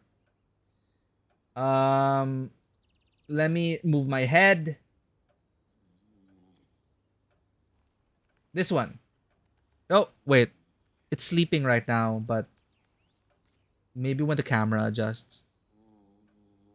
Oh, maybe they're Monster Prom characters. Maybe. I never played Monster Prom.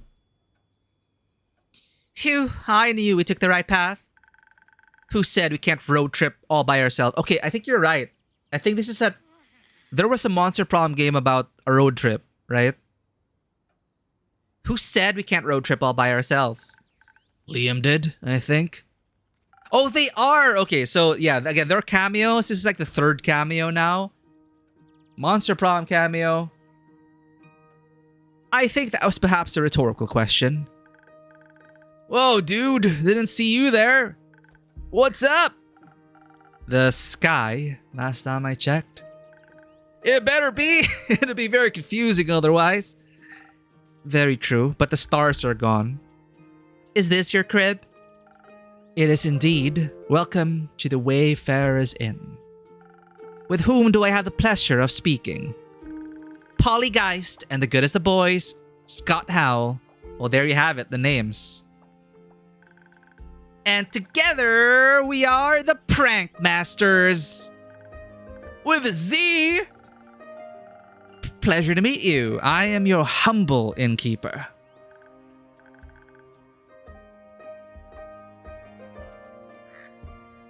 The worst of the ink is cleaned off. Happy clean hands, Perf. Now we can go ahead and touch things. Oh, it's not a calligraphy fountain pen. Okay, everyday writing calligraphy. Everyday writing. You have quills and such for calligraphy. Quills! That's so cool. You know, Perf would fit right in here in this tavern. Writing like the quests and stuff.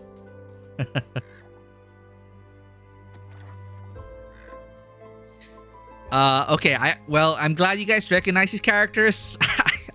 I never played Monster Prom. People have suggested that I stream Monster Prom, but we never really got to that point. Awesome! What drinks do you serve? Oof, yeah, we're in like desperate need of some booze. That's just how they sound in my head. I'm sorry to disappoint, but I don't serve booze. What? Why? The age rating system is quite harsh on such things.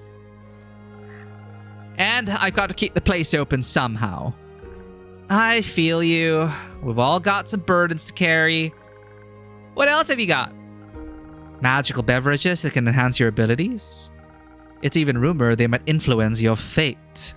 Whoa, that's so cool, dude! Like an influencer, but for fate. A fate-fluencer. You know, Scott might actually be on the money with what we are. You would be out there hunting with them. You're an archer.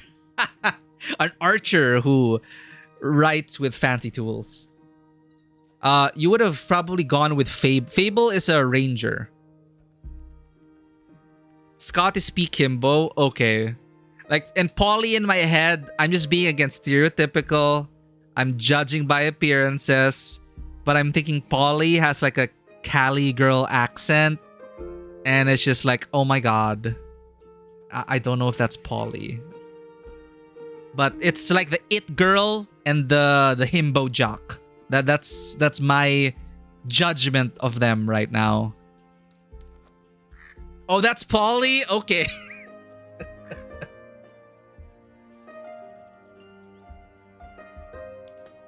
That would go so hard on Moment Gram. I don't do a good Cali girl accent, so I'm sorry. What's a Moment Gram? It goes pretty hard here as well. Bet.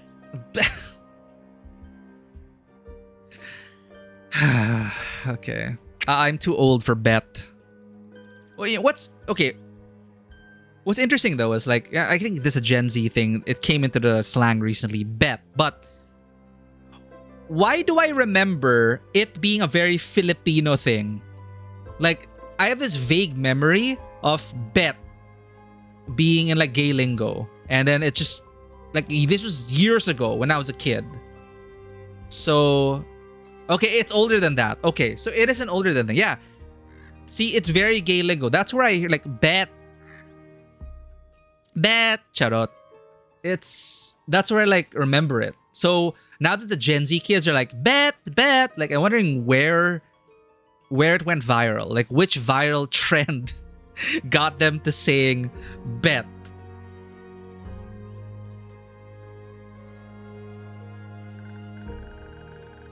Yeah, it's the life cycle of lingo and stuff. You love how Scott's tail wags. Yeah, Scott seems to be very happy, even without the booze. But we do serve magical drinks. Yeah, what is this skibidi toilet? And I keep getting YouTube recommendations for like something, but it's brain rot. This thing, but it's brain rot. Like everyone's saying brain rot, brain rot, brain rot now. It's like, you know, I'll just ask my nieces. Innkeep, please influence our fate before I get bored.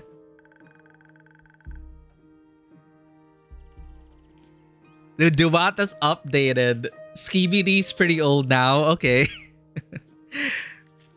Look, I mean, it's fun sometimes, like make fun of like, you know, the kids these days and their lingo. But honestly, it's like each generation has their own trends, their own times and everything. It's just fun to kind of play on like, well, I'm too old to have known that or whatever, right? But you know, they can use their lingo.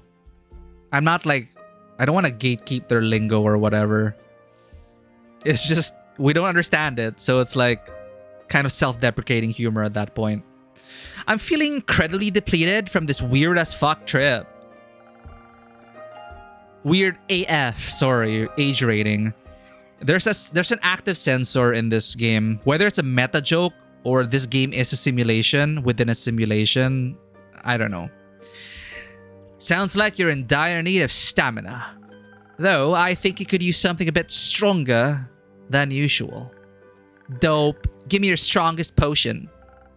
Technically, never mind. So you were mentioning about dating Polly. Like, I heard that it is a multiplayer game and that you actually kind of can end up like fighting each other, like fighting over certain people, or you can like just all date someone else. And I like a multiplayer dating sim game, like, huh? Like, I don't know anything like it. Okay, so Polly wants anything with maximum strength. I'm just gonna give them a southern brawler. You know, it's classic. It's classic.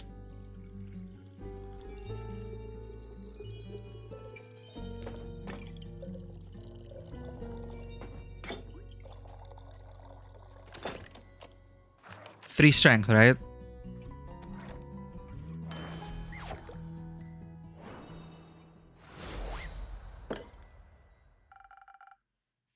Oh, I have not played the Yogg.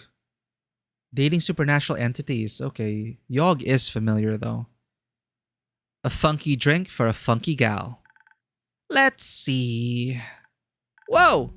This is good. Very good. So good I don't even miss the booze. Well, maybe a little bit. I'll take that as a compliment. Try this, Scott. Woo! That tickles just like pickle juice. So, Scott Howe, would you like a drink as well? Nah. But you could tell us where we are and what cool things we can check out around here. You're in Zenith. They're in the Republic of Fesua. Are you lost? Nope.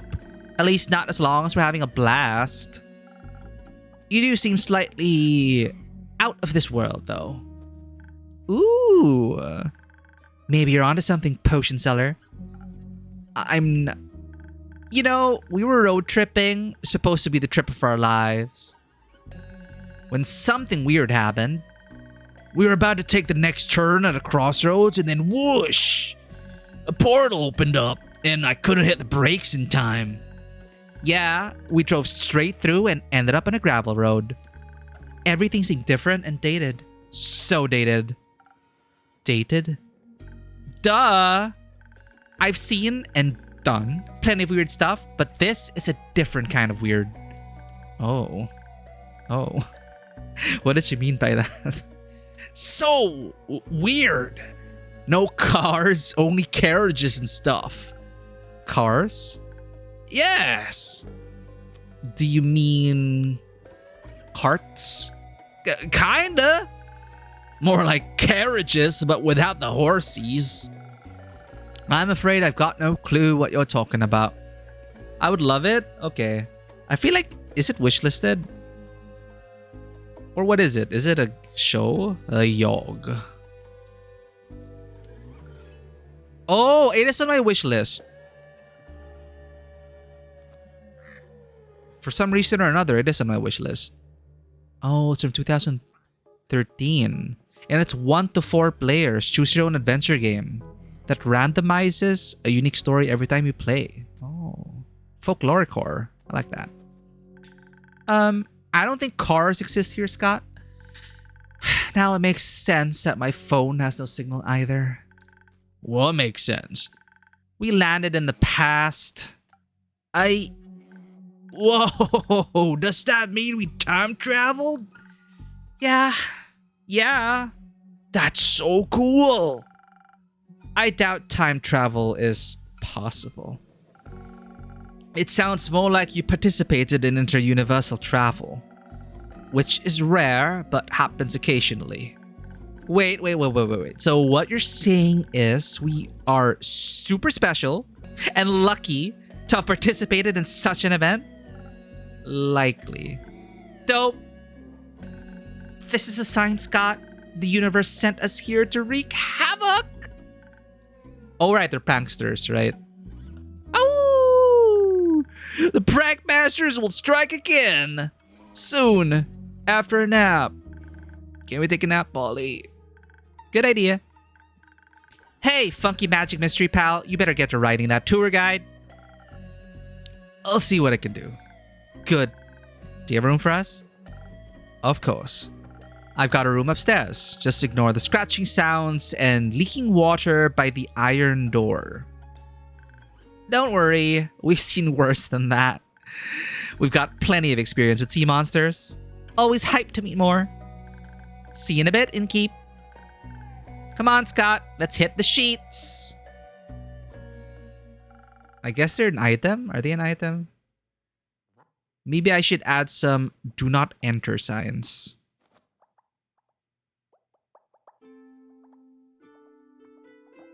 Yeah, that's them. That's an intermission. Okay, we're back to the main story again. Party goes with an insatiable hunger for all the wrong things. Scott Howell's a werewolf who compensated for his rather small brain with a stupidly huge heart. Hello. So Baya is a swamp quote-unquote monster, misunderstood, and Baya's afraid that her two friends are gonna break up and then their friend group will shatter. So that's the quest Fable is currently on with Aura. Glad to see you, Baya. Thank you for having me. Now that... Is your friend's dispute still ailing you? Glad to hear the pen is flowing smoothly. Flow. Sorry, I just can't help it. I've watched too many Ponder streams. I don't think they are because they can be dated individually, but I've not played the sequels actually. Oh, for the Monster Prom. I know there are like a bunch of Monster Prom stuff. Still so lonely. Lonely. I came to ask, have you sent someone to help my friends? I did, actually. You did? Yes, I sent Fable and Aura to solve the dispute. Oh. Then let's hope they'll be friends again soon. So we can have tea parties again. And I can stop being lonely. I don't know what that's supposed to sound like. Gargling?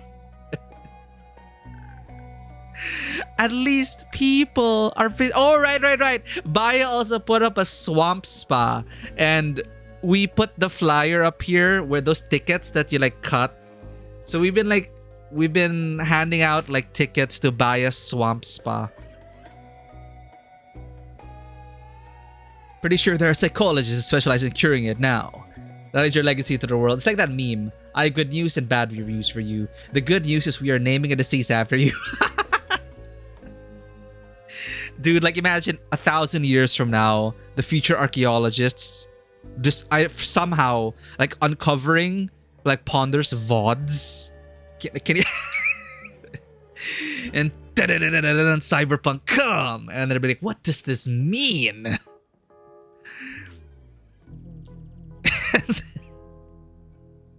Oh my god, and they somehow find like, I don't know, the Twitch database, and then they uncover all those clips of Ponder.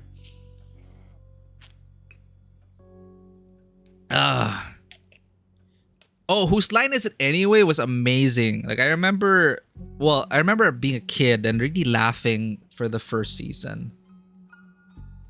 I thought it was really funny, like back in the day. At least people are visiting my spa. That's good.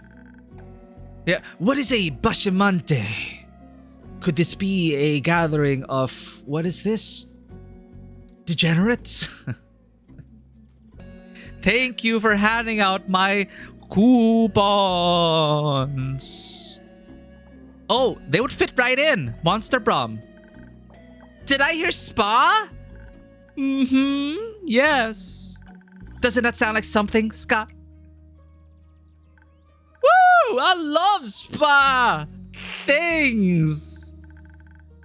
Oh, my head keeps blocking the text. But anyway, I wanted to show you this familiar. This is the new familiar we got from a ring. Look how dopey it looks. It's just been there since we got them.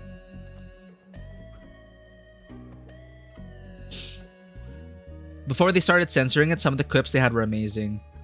Win Brady Snatch Treasure. And yeah, I think it, and then it survived. It's still surviving. I think it's still on, right? But of course, with a new host, I think there's only one character from before, but it's wild. Like improv is such an art.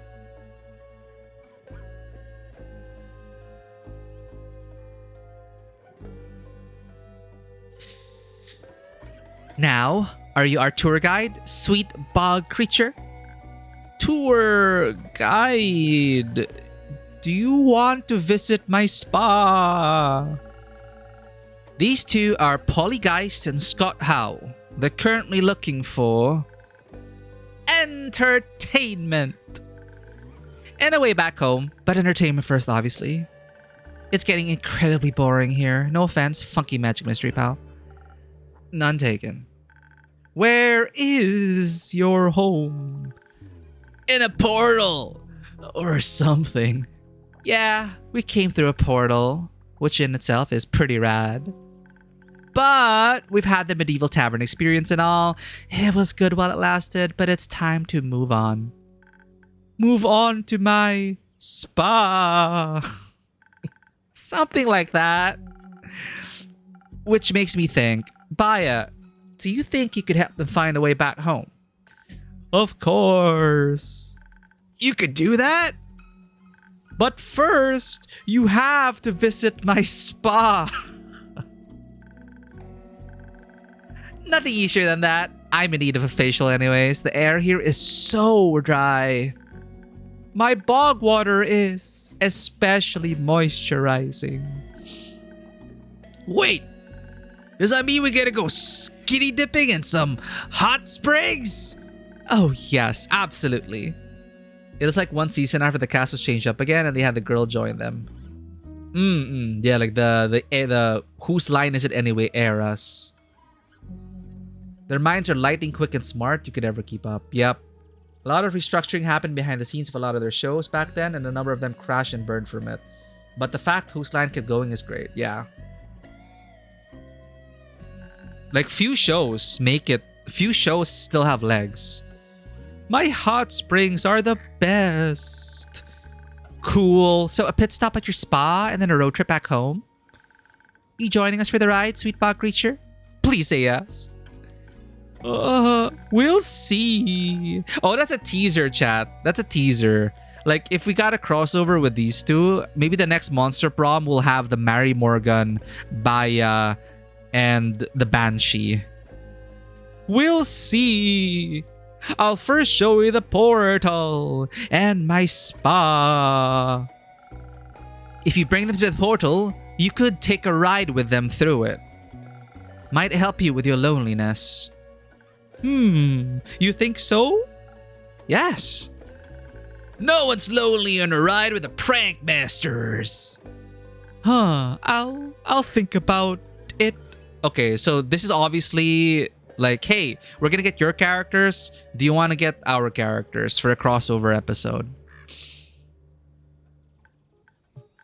Which portal do you want to take? The one through Avalon, full of dreams and forests? Or the one through Twilight Chasm, a place full of dread and weird fishies? Ooh, the Twilight Chasm sounds spooky. I love spooky. I love dreams. They're so weird. Like that one dream I had where I was my own dad. Where should I lead them, innkeeper? What? A trip through the Nightmare Realm sure sounds fun. Nightmares? Heck yeah! Haven't had one of those in a while. Sounds dope. Make sure you don't lose your minds, though. No promises. Can't wait to show you my mud masks. Even Who Wants to Be a Millionaire is being bullied out now by the chase. Oh, dude, yeah, man. Who Wants to Be a Millionaire? I also remember being a kid and it just caught the attention of the whole family. Like, we would just watch that shit. Who Wants to Be a Millionaire? Your own dad, that's called incest. You time travel. It's like Back to the Future, and then Marty McFly's past mom falling for Marty McFly. It's just so disturbing. Can't wait to show you the world, sweet bug creature. My name is Baya. Look at the... I used to chat like this, chat. That used to be my most used emoji. And like Philippine Ragnarok online. I was that person or this.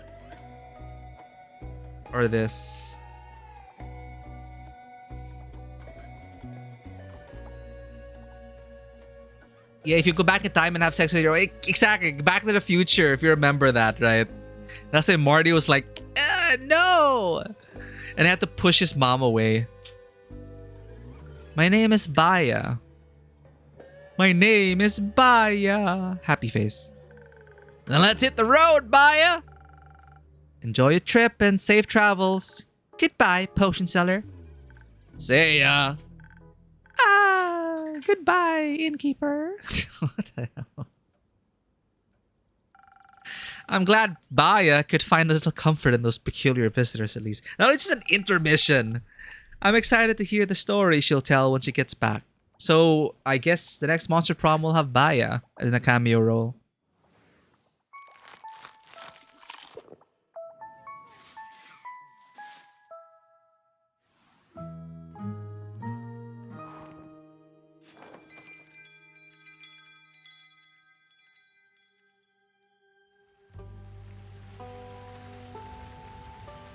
Grandma Paradox.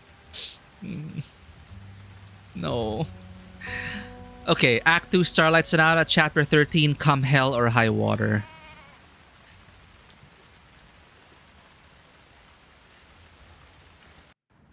Am I in my ooh era? I have no idea. Good evening, innkeeper. Good evening, Grace. Could I ask you for a drink? Anytime. What can I do for you? I'm pretty spent. Do you have something that'll keep my mind awake for a little longer? I should have something that can do just that. One moment. Grace is the younger sibling, I think, of Hex. And she's super smart. 3 intelligence.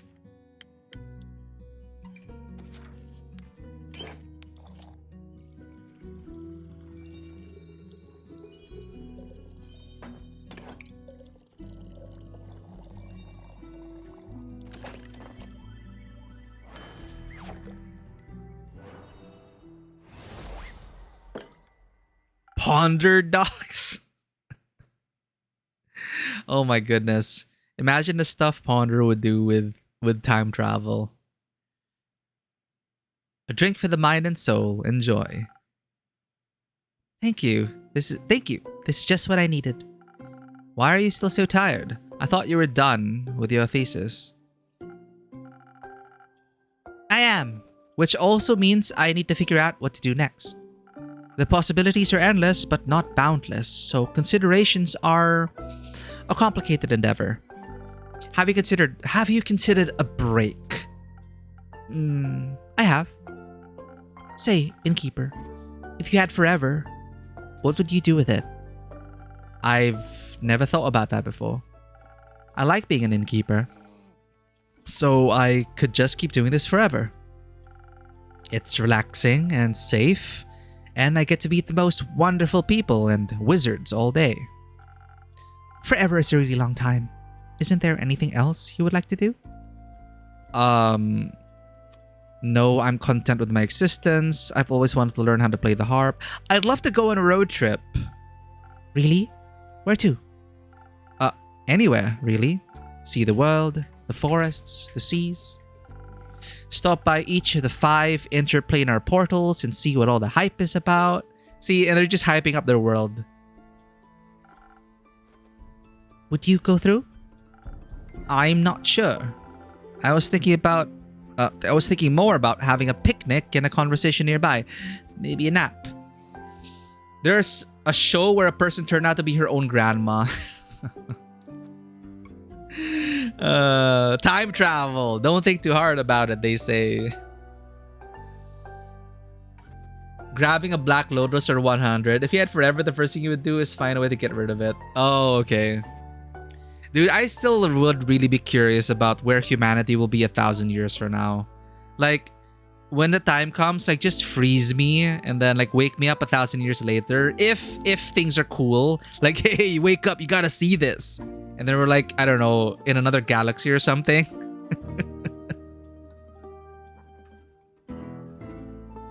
And then, okay, I'm going back to sleep.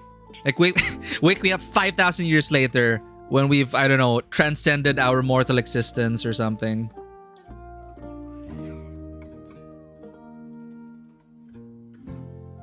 Yeah, like what you would do. What's the first thing you would do with time travel? You know those memes, right? Like those those admittedly like stereotypical memes of girls with time travel machine, boys with time travel machine. Well, see, there you go. Perf exactly predicted that. Exactly. Perf is a knower. It was in your brain this whole time, Bonder.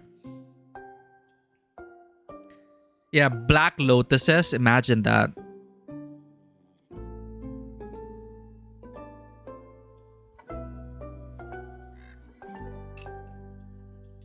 Okay, it's been a while since I was on the Magic train, but they still sell for a lot, but I mean, they were banned a long time ago, right? That's if you compete.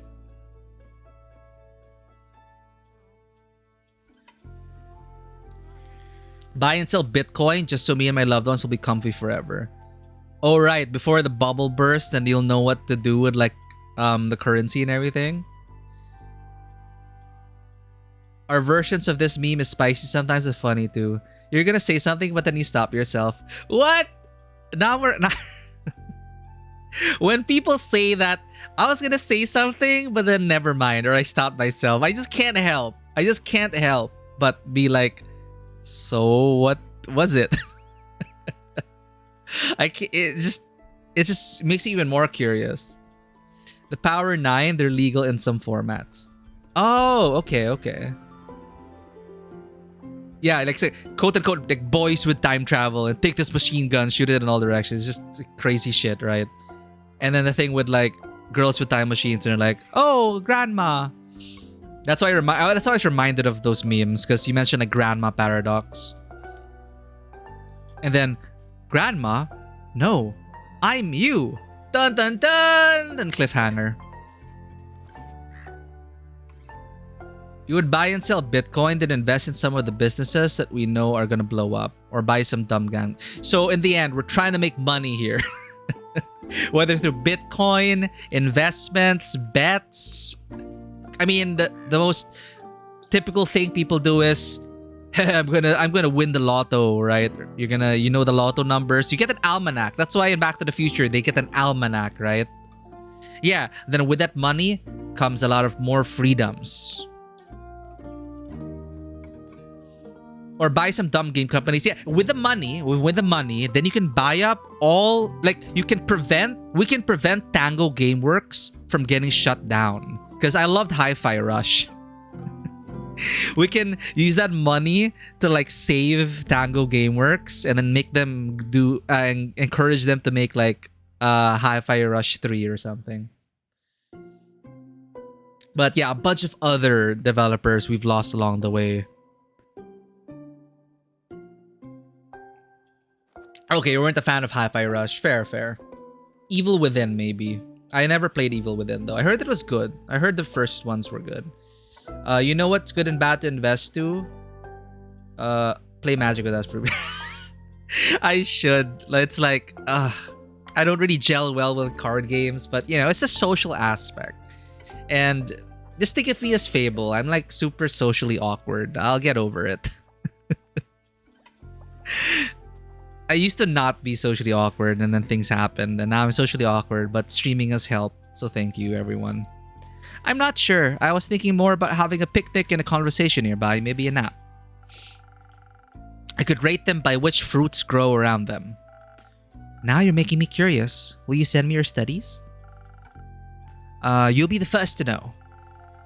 What would you do with immortality? Or ask you these things now. What would you do with immortality? I would learn everything there is to learn. Every language, instrument, skill, and facet of mortal existence. Oh, well, yeah, that sounds pretty cool. I would travel the plains with my brother and learn even more. Have an infinite amount of tea parties. I come to those. When we were little, Hex would always make all the stuffed animals dance around their little tea table. We didn't have money for music boxes, so he just made up songs for them to dance to. He sang them to me. Aww. If I had the time, I would love to write down all those songs and invent dances for them. You should make time for that. It's your time, after all. The idea of Hi-Fi Rush was great. When you look at the game itself, it's an idea that really flow through the game itself. So how badly throw out. You're thinking more along the lines of stopping Activision buying Blizzard. Oh, these things, right? Just know you'll have a space for it. And I appreciate the invitation, Bonder. It does warm my heart knowing that I was invited to your Magic games. Yeah, for me, I enjoyed Hi-Fi Rush because of its characters, and the gameplay was alright. But for me, it was the humor, the characters, and just the style of it all. Like, I guess if you take out the gameplay, I wouldn't mind like watching a like a limited series of Hi-Fi Rush. But yeah, the gameplay itself, it wasn't like, it didn't blow me away. You should make time for that. It's your time after all. And besides, while you don't have forever, you do have quite a lot. Oh, and yeah, I think I know what you're talking about, Diwata. Something we were playing over the weekend. And besides, while you don't have forever, you do have quite a lot. An elven lifespan is nothing to scoff at, even if you only get half. Not if you get the human side of the lifespan.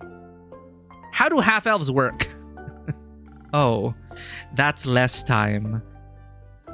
It is, but I'll make the most of it. So they're a half-elf, but human lifespan. Okay, that's... Damn. The gameplay was shallow, but the mechanics were bad. Blow... Where did blow come from? What will you do next, then? I'm not sure yet. I was thinking about going to Ashfidal, the capital of the Majocracy. And again, they're building the world for us to homebrew it, or for future sequels or spiritual sequels. I heard the libraries there are 60 stories tall and rivers float through the sky in an exuberant display of mana. Sounds like a rich people paradise to me. Sounds like paradise for someone like you. Yes, but Hex really wants to stay here. He likes Fesua, Zenith, the Ashen Grove. I think he likes how quiet it is, if you would believe it. I don't think he'd like the bustle of it all. You could just go without him. There's a Major-Creation embassy in Zophod. Their teleportation is expensive but reliable. I don't think he wants to go back to Zophod either, and I won't make him. He could teleport himself then. He really shouldn't. It's quite a long distance, and he's always been awful at teleportation. He could take a ship. I appreciate the effort, but I don't think a ship would help make the distance acceptable to him. He's always going to follow me, no matter where I go. Oh, so these are the issues with them. Half-elves only getting the human lifespan. Well, welcome to the human club. I think you said blow me away. Did I say that? Maybe I did. We don't have a code system here. Maybe I should implement that. But I don't think I'm a very codeable person, chat. Honestly, I don't really think so. I slept all afternoon and most of the evening, and now I have a meeting in about 20 minutes. You just want to sit in the stream and crap. Thank you for hanging out in the stream, though, Dawat. I really appreciate you, like, lurking even while working. You just being here, your presence, it really helps. Oh, you guys, thank you. Yeah, cozy vibes right now, especially with Tavern Talk. After Dawn Trail, he's always gonna follow me no matter where I go. So Grace is talking about her brother, her older brother, or younger brother, probably. Either way, seems to be Hex is, over-reliant on Grace. I don't know. I think he doesn't want to miss out on any adventures or celebrations or funerals. You can just tell him you want to go alone. But then he'd be alone too. Just talk to him, Grace. I don't want to spend our time together fighting. I just don't want to spend it mourning me either. I just don't want him to spend it mourning me either. You should tell him that. He'll have enough time to mourn you when you're gone. Unlike life, that never ends. I suppose you're right. I'd like to leave something he can remember me by. Oh no! So she got the human. So there's half-elf siblings, but she got the short lifespan. And Hex, maybe that's why Hex is like, I will follow you everywhere because you're gonna die before I do. That's so sad. I mean, it's so bittersweet. I've been saying more DJ things recently. Have I? Dude, okay. Bloody Mary was the one.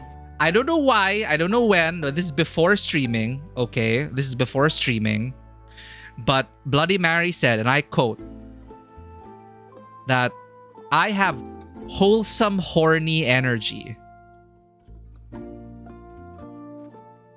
And I just accepted that. I'm like, you know what? You something, yeah. I don't know why she said that, but she's like, you know what? You have wholesome horny energy. Like, excuse me? You're right. So I don't need any more corruption. But, you know, Ponder on stream has been an influence. And it just goes to show, good times, right?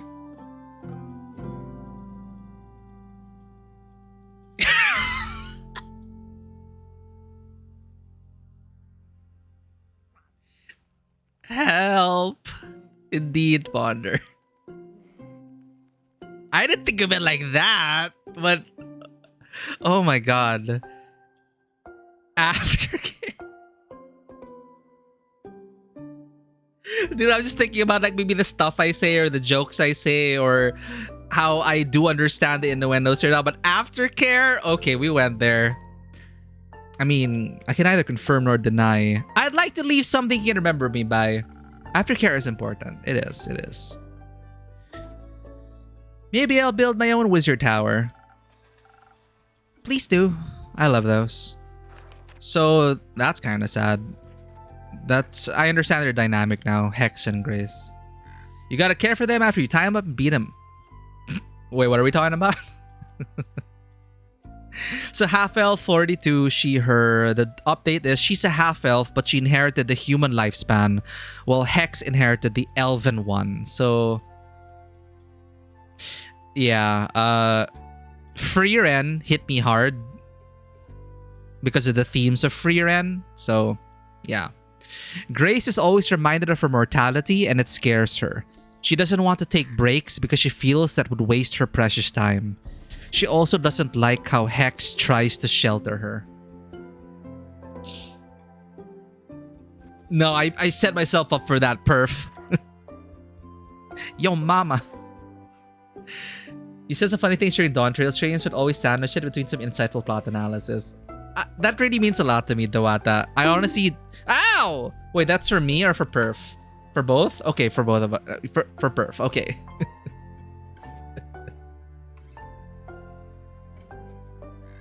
I'll add that. I'll add another one. There we go.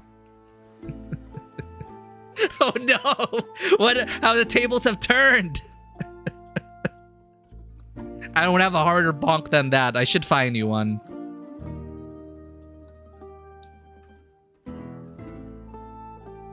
NANI?! The plot twist. But yeah, Dewata, that does mean a lot to me because I honestly don't remember what I talk about most of the time. But yeah, I was thinking of Freera now, and that's why her brother shelters her so much. Did you hear about the one on Morlia near Dalwell? Oh, the one with the infamous Magocration fugitive? The very same. It seems that its wizard has disappeared without a trace, leaving his tower vacant. I smell a quest. I've always wanted to stop by for tea, but I don't want to be rude and intrusive, so I haven't. I wonder what he left behind. I'm sure it's a collection of fascinations and impossibilities. Vanishing wizards rumor. You hear such good things about Freeren. Yeah, your mileage will vary definitely if you can relate to the themes or not. I related heavily to the themes, so it was just amazing. You do have to be in a particular mood, I feel, when you watch it, but it's just overall overall, it's a very wholesome, well-balanced anime with sprinkled with humor and great insights into life and living.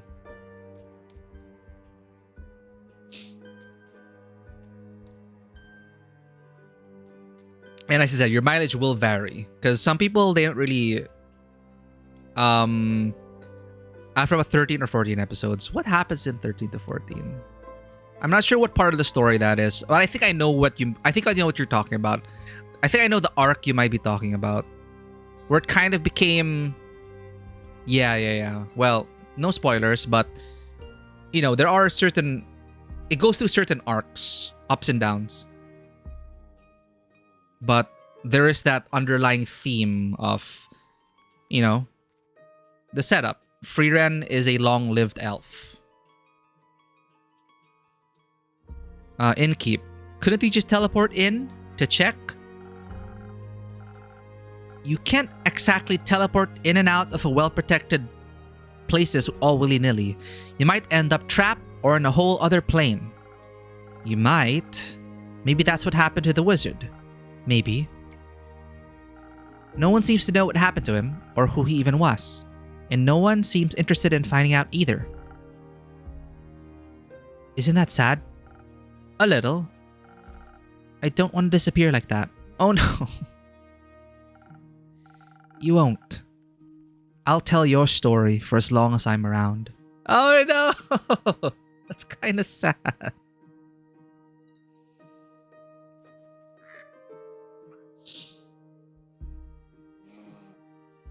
Companion A, competent. B, yeah. Okay, I think I know what you're talking about. Good time to end. Take a break. Yeah. I think I know what you're talking about. And then they jump into that arc.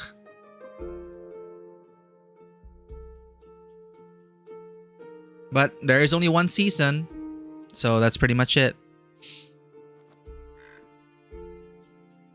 So far. I don't know. I'm actually curious how the next seasons will be. I don't read the manga. The manga is, as far as I know, there's more than the manga. But yeah. You won't. I'll tell your story for as long as I'm around. How long is that? For as long as this world will bear me. Again, more hints as to our nature. You are very easy to bear. Thank you, Grace. Would you like to stay a little while? Diwata! Good luck at work. And thank you for the lurk, Perf. You have a train in 2 hours. You get some rest. Thank you for the lurk. Thank you for hanging out. Oh, as well.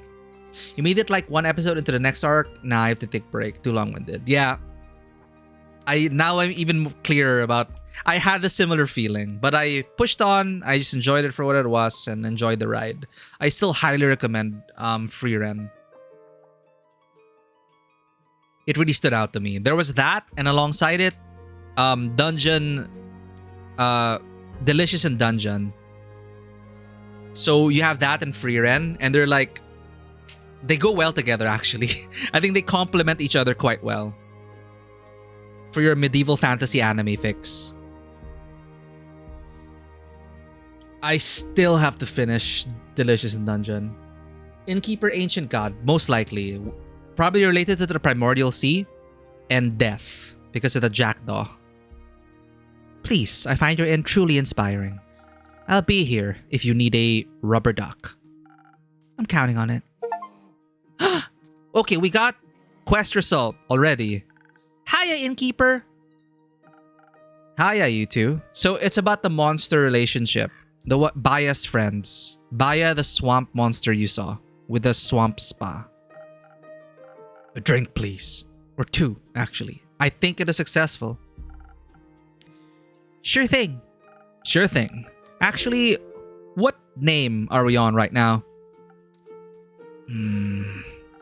Well, Aura is still fine. Come on, that was a whole week ago. Oh, it's been a week? Okay. I was busy. Want to come up with a new one now then? Can I come up with one? Sure. How about Kumo? I feel like you look like a Kumo. It fits. He is just as stealthy as a spider. He is just as soft as a cloud. Kumo? What is Kumo? Kumo? What's the reference I'm not getting? He is just as stealthy as a spider. He is just as soft as a cloud.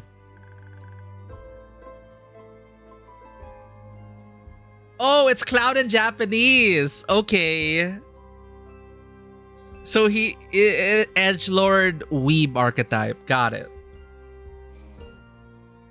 I don't know what I just watched, but someone sent you a short of an anime. Uh-oh. I don't know if we caught the ad break. Again, it's so weird. Like, they say the ad break is in progress, but I cannot tell if it's the kind of ad that takes viewers out or it's just a banner ad.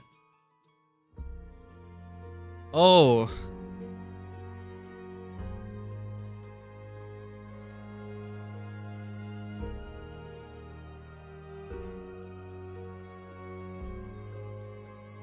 Okay, weird. Yeah, and the ad break says it's like 1.5 minutes.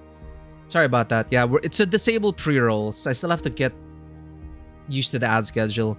So you someone sent you short of an anime within the first 2 minutes. The MC who's just been summoned to a new world literally die.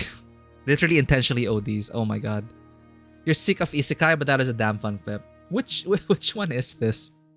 I think Vano is quite well versed in isekai anime. That's what I was thinking. Kumo, I'm nothing like a cloud. Sounds like something a cloud would say. Well, if we're talking about Cloud Strife, sure. Oh shit, it's Cloud. It is Cloud Strife. Our drinks. Can we get them now? Of course. What would you like? Something sweet. Bubbly, maybe. If you can find something that... you know. Sure. I'll see if I can find the words you're looking for. Indeed. Easy enough. This is just a quick spoken heart. No longer human in another world. Oh. Just 2 hours ago?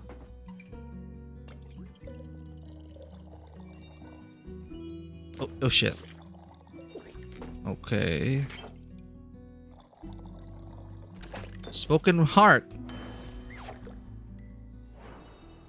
MC was only there because they failed to off themselves. So the first thing they did in New World was try to off themselves. I mean, if you were like teleported into another world and you had no idea what was going on, depending on your state in life, I mean, I can imagine that happening. It's like, this is not real. Liquid charisma. No longer human in another world. Okay, that's what it's called. Liquid charisma for those indeed. It's about a very depressed author. Oh, okay. So it is serious themes. Liquid charisma for those indeed. Maybe you should try it then. Do you want to send it back? No, it's good. Glad to hear that. All right, have a good nap, Peripherals. Thank you for hanging out. Take care. Get a good nap. Fable, what can I get you? Maybe something that'll make me feel like a cloud? Like I'm so light on my feet, I'm practically floating. I think I've got something for that.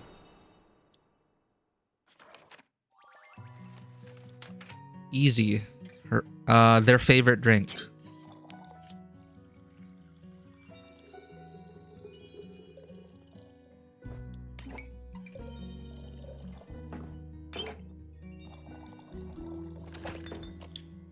Swift strike. 3 agility.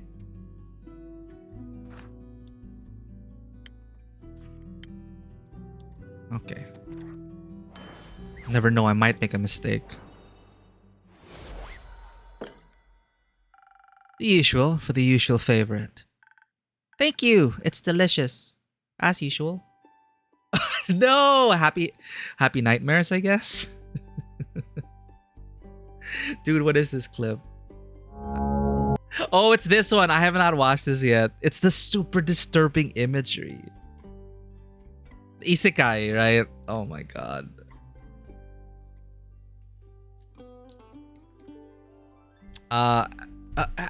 Enjoy the curse. I have not been cursed yet. I will be soon.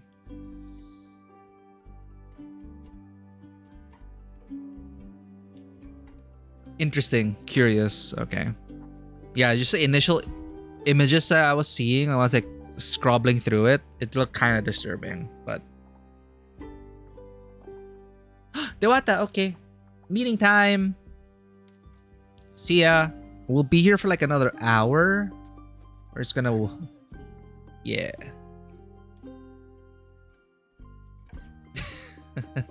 Happy curse lurking.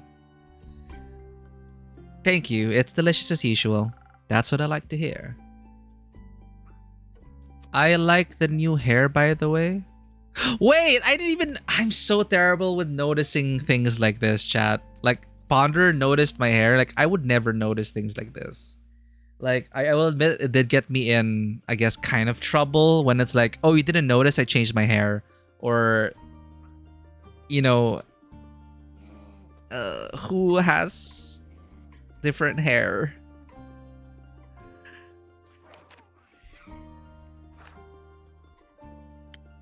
Fable!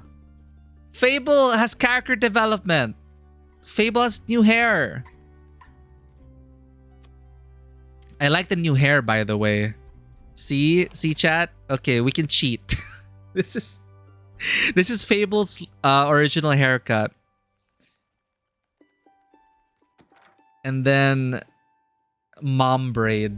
That's foreshadowing, right? The anime mom braid. Oh no. I like the new hair, by the way. Oh, you do? Thank you. It looks really nice, right? Kumo braided it for me. Of course. He's Kumo now, by the way. He's Cloud. He's literally Cloud. Named Cloud. He helped me calm down after he encountered the Mary Morgan. After we encountered the Mary Morgan. But I should probably start at the beginning, right? I'd appreciate that. Alright, so what happened at the beginning? The ship to Boreas. Right. I was a bit worried about the journey we were embarking on. After all, the seas around Boreas are famously hard to traverse. For those who are wondering, we are here in the Northern Republic. So they sailed to Boreas for the quest. It's a whole world you can just insert into your own TTRPG.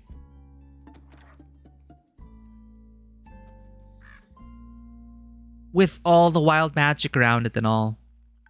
But just before we left Zenith, we ran into Una in the midst of an arm wrestling match against Iniko.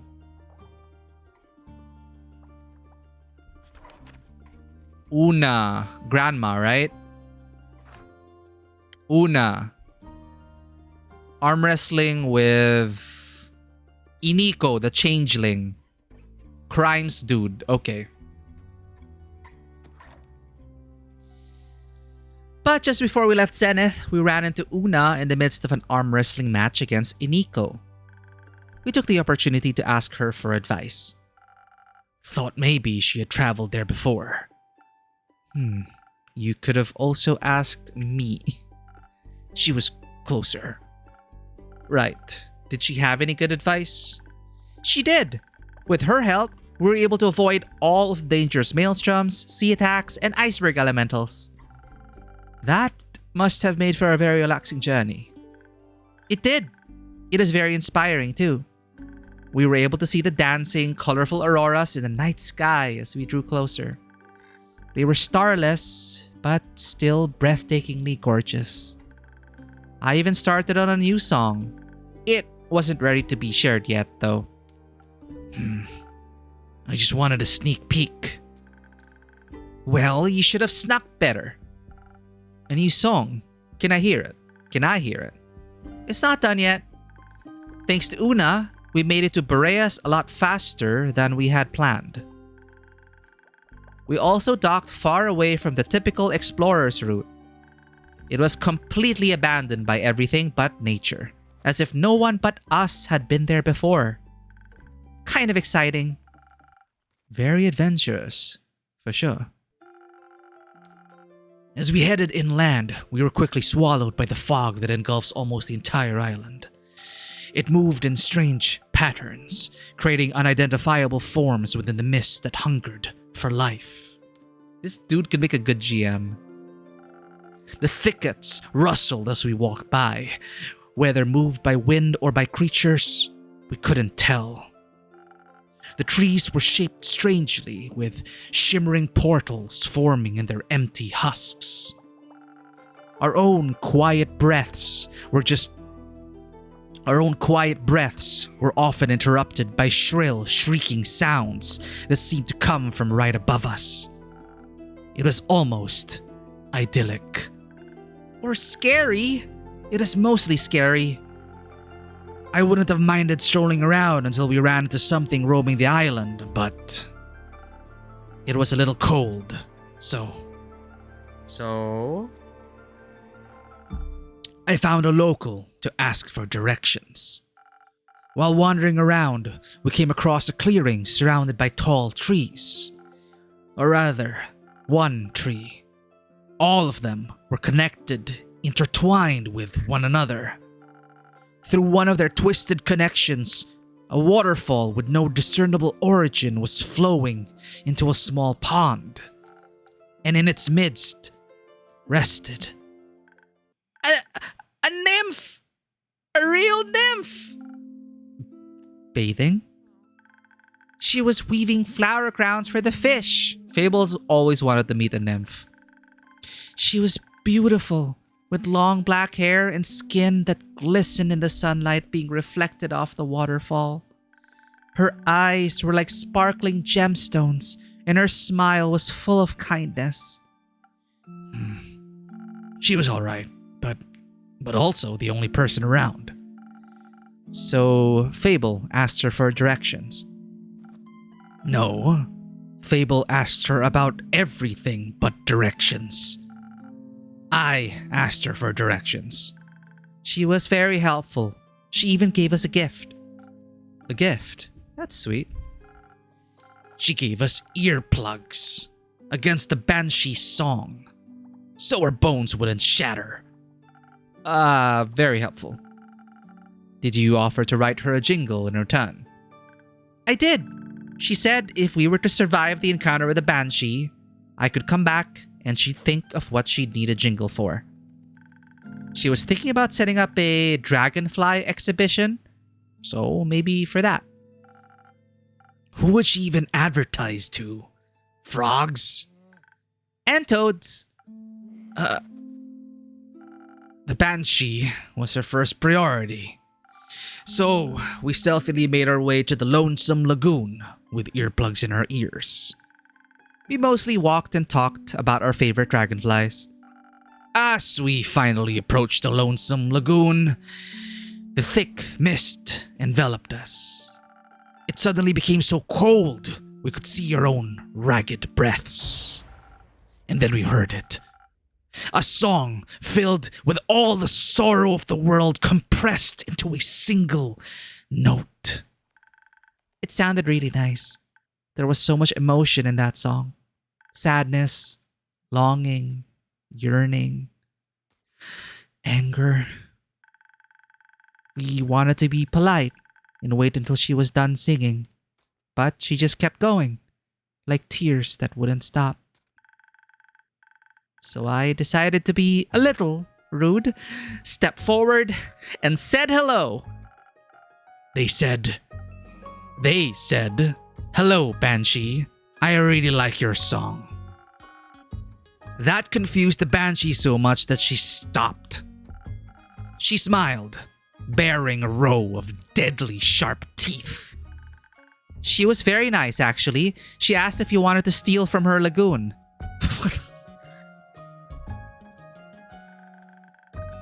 When we said no, she invited us to sing along.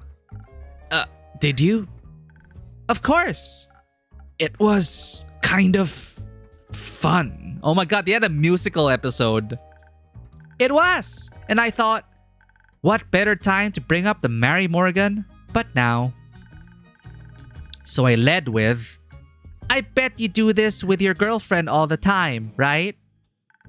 She suddenly looked at me with hatred and anger and then just started screaming.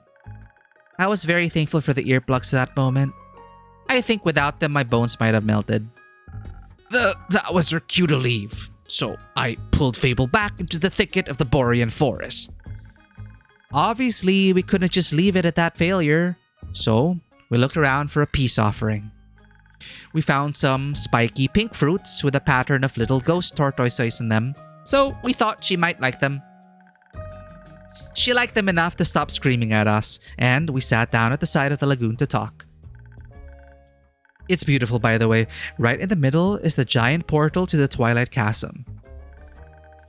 It colors the water this deep, dark blue with swirling clouds of darkness within. There were bones floating in the lagoon too. I almost brought one for your tavern. I'm glad you didn't. That would have been weird, huh? Not necessarily. Bones just tend to come with lone spirits attached to them. And I prefer them resting in the halls of Tuat rather than in my tavern. That's fair. And so the banshee actually fished out some bones to fidget with. It stopped her from screaming every time she brought up the Mary Morgan. Or Marmor, as she calls her. Turns out the Mary Morgan had been ignoring all of her calls. Ever since the Banshee was crowned Gaia's scariest monster by Screech Magazine, she told us it carved a hole in the relationship, that it caused a lot of jealousy. And she was disappointed the Mary Morgan cared more about some stupid popularity contest than her. Oh, that is kind of sad. We asked her if she wanted to talk about it with the Mary Morgan herself, but she said that she didn't need to apologize for being scary. She was very thankful she got to talk about it though. She was holding it all in because she didn't want to burden Baya with all the drama. She even offered for us to spend the night at her nearby cave, which was really nice of her. Did you end up taking a nap at her lair?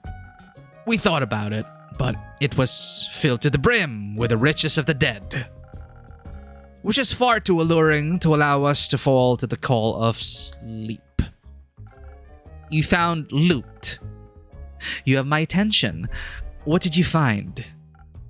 Gold, bones, skulls, jewels of all sizes, and a lute. It is broken, but I picked it up anyway. There was also a delicate silver mirror that had hearts carved all over it. Kumo recognized it as magical from its arcane markings. Melina showed me them in some book the other day, when the wizard in Zoford showed us around his library. It was a mirror of far speech. It lets you speak to anyone on this plane, given that you've seen them before. So, you called Melly? No, we called the Mary Morgan. Ah, that makes more sense. How did it go? Well, I had to be the one to make the call, since Kumo had never met her. When her face appeared, all I could do was stare in horror as she gazed back at me. I felt like I was back in the Ashen Grove, leading adventurers to their doom, and I just froze. So I took the mirror out of their hands. Her first words were threats of what she would do to us if he had dared to harm the Banshee. Of course, we hadn't. That briefly calmed her down. Until I asked her why she wasn't here, if she was so worried about the Banshee's well-being. Avoiding the question, she instead talked to us about the state of the lagoon. She complained that it must be incredibly loud with all the tourists and whatnot. I assured her there were no tourists, at least none that were alive. So, she asked what I was doing in the lair then. Honestly, I replied that the Banshee had offered us a place to stay in her cave. I quickly realized that I had picked the wrong thing to say.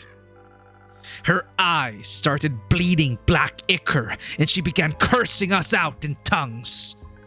The mirror cracked under her gaze and started bleeding black water. That's kind of metal though, chat. It was terrifying. And then we were just supposed to sleep there, as if she couldn't crawl out of the mirror any second.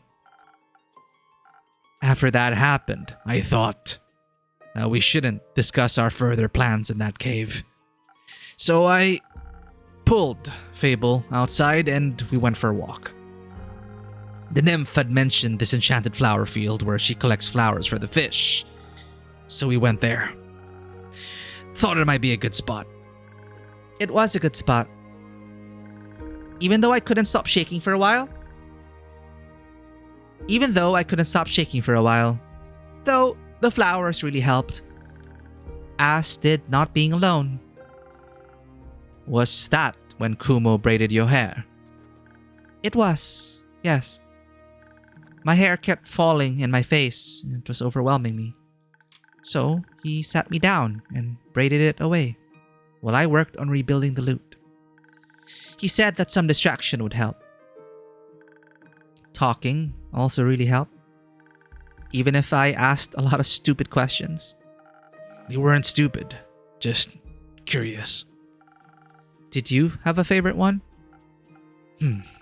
They asked me where I learned to braid hair. That actually brought us further on our quest. How so? Well, I learned it from my mother. It's the only thing I feel I have left of her. It was her way of apologizing. She was never very good with words. It made me think. Sometimes people aren't very direct with what they mean. I have heard of that, yes. Like the Mary Morgan. She didn't seem angry about the Banshee outdoing her in some fear pageant. She didn't even mention it once. She only got upset when she thought we had hurt the Banshee. Or when she thought we were tourists. Or when we said we were staying in that cave. Like she was jealous of something entirely different from some issue of Screech magazine. We talked it through and decided we had to get the two of them to talk face to face. Obviously, it would be difficult because of the distance, but I had taken the mirror when we left. I had taken the mirror with me when we left. Thought it might be useful. Ever the thief. Indeed. I used it to call Baya. I asked her to tell... Whoa! Private Skadoosh. 34 months, man. 34. That is 2 months from... Well, it is almost our 3rd year of streaming. My god. Thank you for your support, Private Skadoosh. Almost 2 years. It's almost 3 years it's been. I cannot believe it. And we're still here, like, reading voices terribly and having a great time. Glad to have you here, Private Skadoosh. Hope you have been doing well. If you are still into TTRPGs, I hope your adventures have fared well. This game might interest you, actually. It's called Tavern Talk. It is a D&D inspired coffee talk. If you ever played a bartending simulator like Valhalla or Coffee Talk, it is a visual novel, a fantasy visual novel where you play the innkeep in a fantasy world. An original fantasy world. So, it's pretty engaging. I like the characters. They could fit well right into your campaigns. I asked her to tell the Mary Morgan to come to Boreas. Fable mentions she can teleport via plants. However that works. She can. You should try it out. It's nauseating. I think we'll pass. While I went to talk to the Banshee, Kumo picked up the Mary Morgan. She and I really connected on eyeliner techniques. When we arrived at the lagoon, they were immediately ready to claw at each other's throats. And not in a fun way. But somehow, we managed to convince them to sit down. We tried to get them to talk about their feelings, but they just kept talking past and over away from each other. Arguing about issues that didn't exist. So I had this crazy idea. I took out my new lute and asked them if they wanted to write a song together. They declined and insisted their voices would clash, but I thought at the very least it'd stop them from arguing. Kumo helped me convince them by summoning tiny rain clouds pitter-pattering in a giant melodic rhythm. Ooh, I like that. Okay, Kumo helped me convince them by summoning tiny rain clouds pitter-pattering in a gentle melodic rhythm to inspire them to give it a try. We asked them to put all of their emotions about the whole situation into a song. And in the end, they harmonized together perfectly. Like their voices were made for each other in the gentle hum of my lute. It was beautiful. And a little bone-shattering, but very romantic. Most importantly, the song finally got them to understand each other. They just really went on a musical episode and solved their problems. Like Kumo had suspected, the Mary Morgan was scared, not jealous, now that the Banshee was so popular. She feared the Banshee would become really busy with tourists visiting all the time. She assumed she wouldn't have time for her anymore. But the Banshee assured her she doesn't care about any of the tourists. Only about the Mary Morgan. And Baya, of course. We told them to talk to her too. And mentioned how much she had been missing them. They agreed to meet for a tea party in the Ashen Grove, so Baya doesn't have to travel too far. Did you invite them to your barbecue? No. After the outpouring of emotions, they wanted some time for themselves. The quest was done. It had only taken us 2 days, which was really efficient. Unfortunately, we had told the ship to pick us up in 3 days, so we were trapped on the island. So you swam back? What? No. What's wrong with you? The usual. We started brainstorming about what we could do while we waited. So I asked about that cheesecake recipe. But then I realized there wasn't anywhere to bake it. They don't have any taverns on Boreas. It was a stupid idea. It wasn't. Somewhere on the island had to be something to bake a cheesecake in. Did you find that something? We did, but it turned into its own small quest. First, we had to find the right place for our little adventure. We met these lovely gnomes living in their little mushroom houses, and they offered to let us use their ovens. But they were too small, so they introduced us to the local Toad Hill giant. Its kitchen was enormous, but it was either to work in that one. It was easier to work in than one that was too small. Then the gnomes, the nymph, and the giant helped us gather ingredients from all across the island. So, we were able to make enough cheesecake for everybody. I burned mine a bit.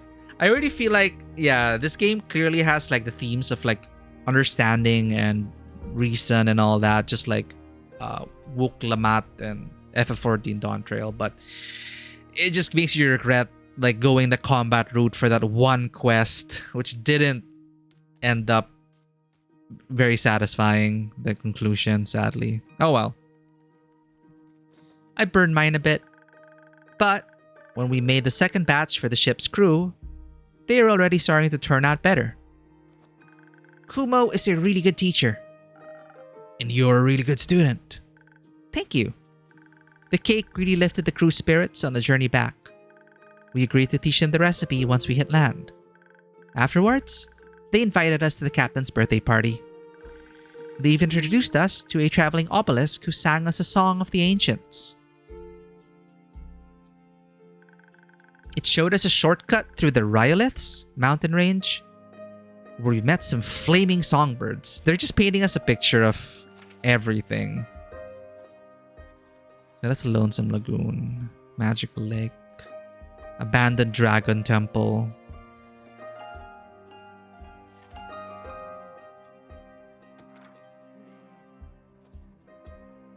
It showed us a shortcut through the Rhyoliths mountain range, where we met some flaming songbirds. And now you're here. And now we're here. Rhyolith is here, right? No.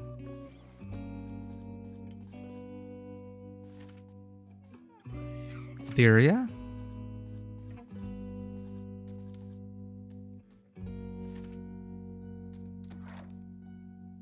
And now we're here. Glad you two didn't run off into the sunset together. Well, I'm glad you came back. Of course we did. I promised a good story, and you delivered tenfold. Where are you two going next? I should probably talk to Melina. She was pretty mad when I left. I guess I should apologize while I still can. Good idea. Do you want me to come with you? No, I think I need to do this alone. Or rather, with her. And I have to check in on Rufus too. Maybe Hex taught her some fun magic tricks in the meantime. You left her with Hex? And with Grace. Don't worry, nothing was set on fire. I should go. But before I go, do you maybe want to do something together later today or tomorrow, like a thing? Oh, you guys were right on the money. They are shipping them. Oh, like hanging out together? We could play charades with the werewolves. I think he meant hanging out as in a date.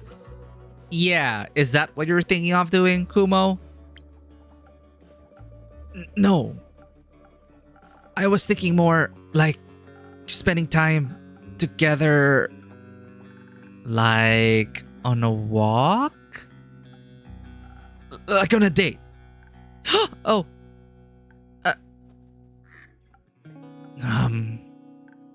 Okay, that sounds really fun. Cool. I'll pick you up, or I'll see you around, or whatever. I'll see you. I'm looking forward to it. Me too. Wow. Okay. Huh. He asked me on a date. He did. That's. Oh. What? What do I do now? Do you think Archie has books on dating, or should I ask the hider for advice? It probably knows about dating, right? Archie is still on his quest. Also, I'm right here. You're right. What should I do? No one said you actually have to go. Just go. See where it takes you. Or where he takes you. Hopefully somewhere nice. I do feel safe with them, so maybe I should try trusting this more. Mostly, I think you should just be honest with him. He seems to like you for who you are, so there's no need to hide. That's the scary thing. Why does he feel that way? Because you are very lonely? Because you're very lovely? People keep saying that, but sometimes I just feel a lot lovelier hiding, you know? To me, it sounded like it's perhaps a bit too late for that. Sorry for listening in. You two were just very sweet. It's okay. I also thought it was very sweet. He was very sweet. But now that he's gone, I have time to think again. And I'm not sure if it was supposed to be that type of sweet anymore. Maybe he was just being nice. He asked you on a date because he was just being nice. Well, maybe he felt bad for me or something. Innkeeper, dear, I think Fable might be in need of another drink. Maybe something to untangle their thoughts. Something for a quick escape from all this overthinking. And that sounds good. I'll see what I can do. Yeah, I totally relate though to Fable. Agility, another one? Maximum agility, swift strike, okay.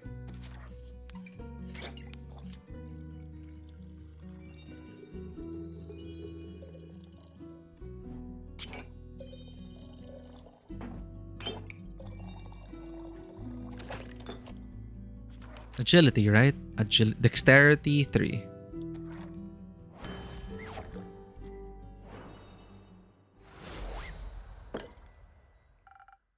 Does this help?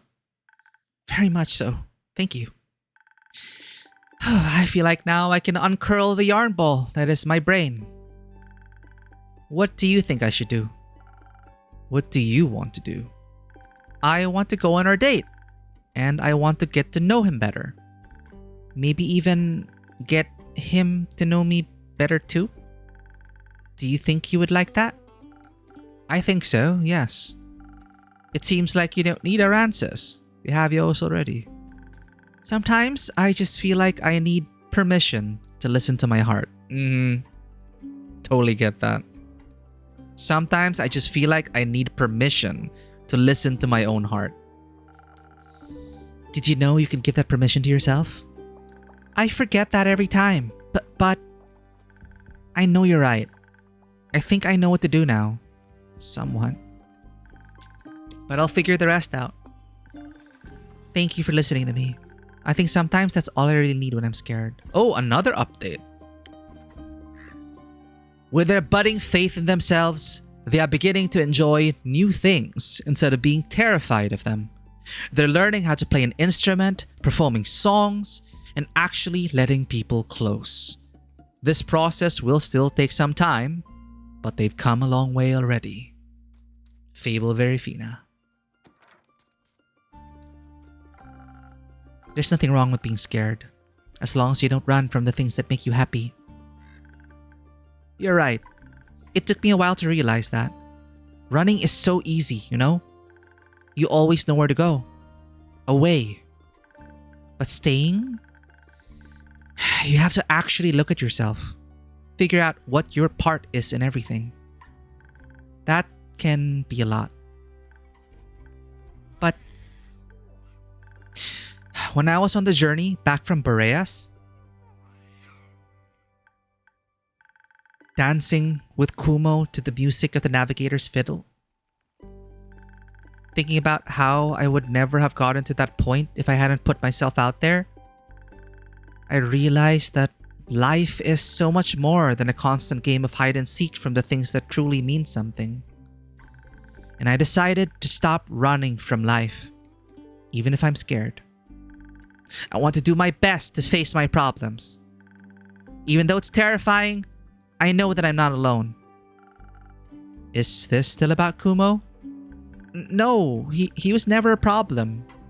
He's one of the reasons I'm not alone. Just like you. With good friends by my side, I can do anything. And I can't wait to see what you will do. It might not be as impressive as you hope, saving the world perhaps, but it will be me. And I'm excited about that. Me too. I'm really proud of you, Fable. But now that Fable has like the anime mom braid, oh no, are they gonna sacrifice themselves for the world or something? No, I don't. I think we're gonna end on a happy ending. It seems like that kind of game. I'm really proud of you, Fable. Thank you for everything, especially the great advice. That was really great advice. Maybe you should take some of it too, Grace. Maybe you should. But we all conquer life at our own pace. My personal next Goliath is going to be reapplying my lip gloss. And maybe some blush. I do feel a little pale. Can I borrow a mirror? For a bit, innkeeper? Of course. There are some free rooms and mirrors upstairs, right next to the Acon chimes. Just ignore the doors with the "Do Not Enter" signs. You shouldn't have said that. Now I want to check. Please don't. I won't. I'm polite. Or am I? Let's hope she won't find all the nightmare creatures you have locked up there. Let's, yeah. Have you ever visited the Twilight Chasm? Not for long enough to capture any creatures. I see.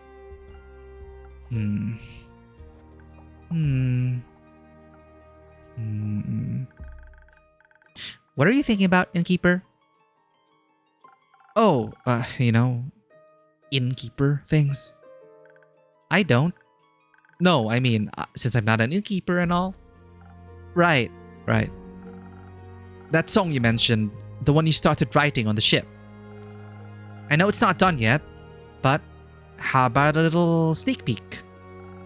To see if it would make for a good jingle. I don't think it's jingle material, but I don't mind sharing it with you. Just keep in mind that it's a work in progress. Of course. There's a calling on the wind, beneath the talk of the keep. I've heard the tales, set the sails. Now it's time for me to leave. That sounds like a fragment of a great adventure. Yeah, there's a calling on the wind, beneath the talk of the keep. I've heard the tales, set the sails. Now it's time for me to leave. Wow. That sounds like a fragment of a great adventure. So, you like it? It's wonderful. I can't wait to hear more. Me too. But it's still a little rough around the edges. I feel like it's missing something. Maybe the next adventure. Maybe. Will you let me know when it's done? Of course. I can't wait to show you the finished version. Maybe that will be the credit song. Thank you, Fable. I'm proud of you. For maybe finally finishing a song? For not running. Oh, thank you. Me too. Innkeeper, do you ever think about taking your own advice? All the time, yes. Why don't you? I don't know. It's hard, I know, but I promise I believe in you as much as you believe in me. And I know we'll both be okay. I would like that. Me too. Well, I've talked a lot today. I'll give you some space. Why do I get the feeling that all of these characters are gonna die suddenly? Maybe this is just the last stop before they go to the afterlife. I don't know. Anything can happen at this point. Maybe it's time to stop running. Yeah, read the letter. Read the letter. Should I? Is it time to read that letter? Yes. Yes. Oh, that was easy. I guess I've been wanting to for a while. Let's hope for no regrets. Okay. The letter from the who might most likely be the villain.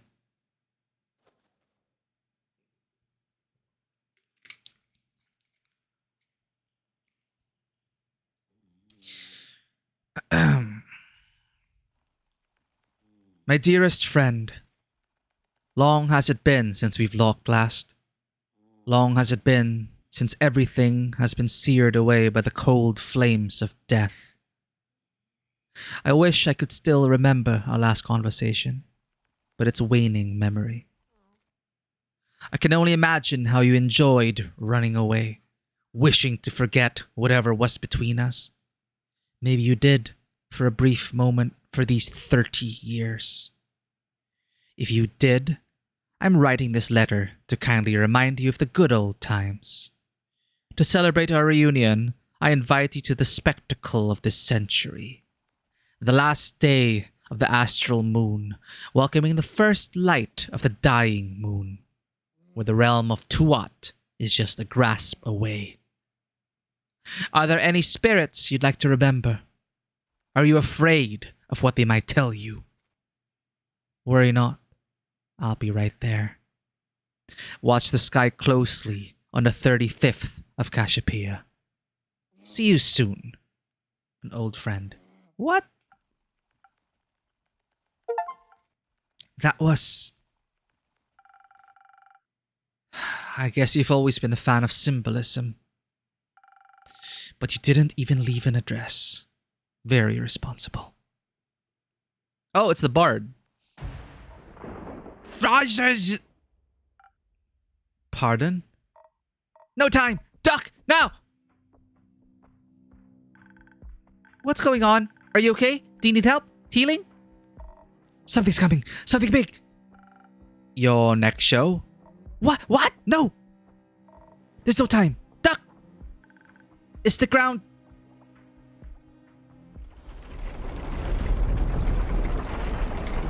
What? What? Whoa! We're underwater! What? Is everyone alright? I think Phew, that was a close call. Could have been dangerous. What just happened?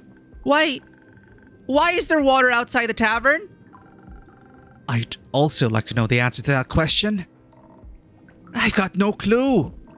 I was just outside by the woods, drafting my newest song, when the ground beneath my feet began to rumble. Not even a minute passed and it rumbled again, then a wall of water came rushing toward me. I didn't even dare to wait. I ran immediately looking for shelter. No way I was gonna let my hagium get wet. These strings are made of real bean silk and the body's ethereal bamboo. It's a rarity. That's the first thing going through your mind with a giant wave rushing at you. Sorry, that's the first thing going through your mind with a giant wave rushing right at you? Of course! This instrument is just as valuable as my hands. And just as versatile. Is everyone alright? Grace! Dragons, you're alright! I was worried something had happened to you. Oh, don't worry. When the wall started rumbling, I hid under a table. And then I watched the water rush by the window. It is like a tsunami. But tsunamis are very rare, if not impossible, so far into the mainland. Right. It's so strange. Everything seems to be submerged out there. I wonder what could cause such a cataclysm. It's worrying, to say the least. And it's definitely too dangerous to go outside. Dude, like, did everyone just drown outside? Even the tavern is leaking. Don't worry. It'll withstand. Huh? Are you sure? I'm sure. I've gotten through worse than this. You?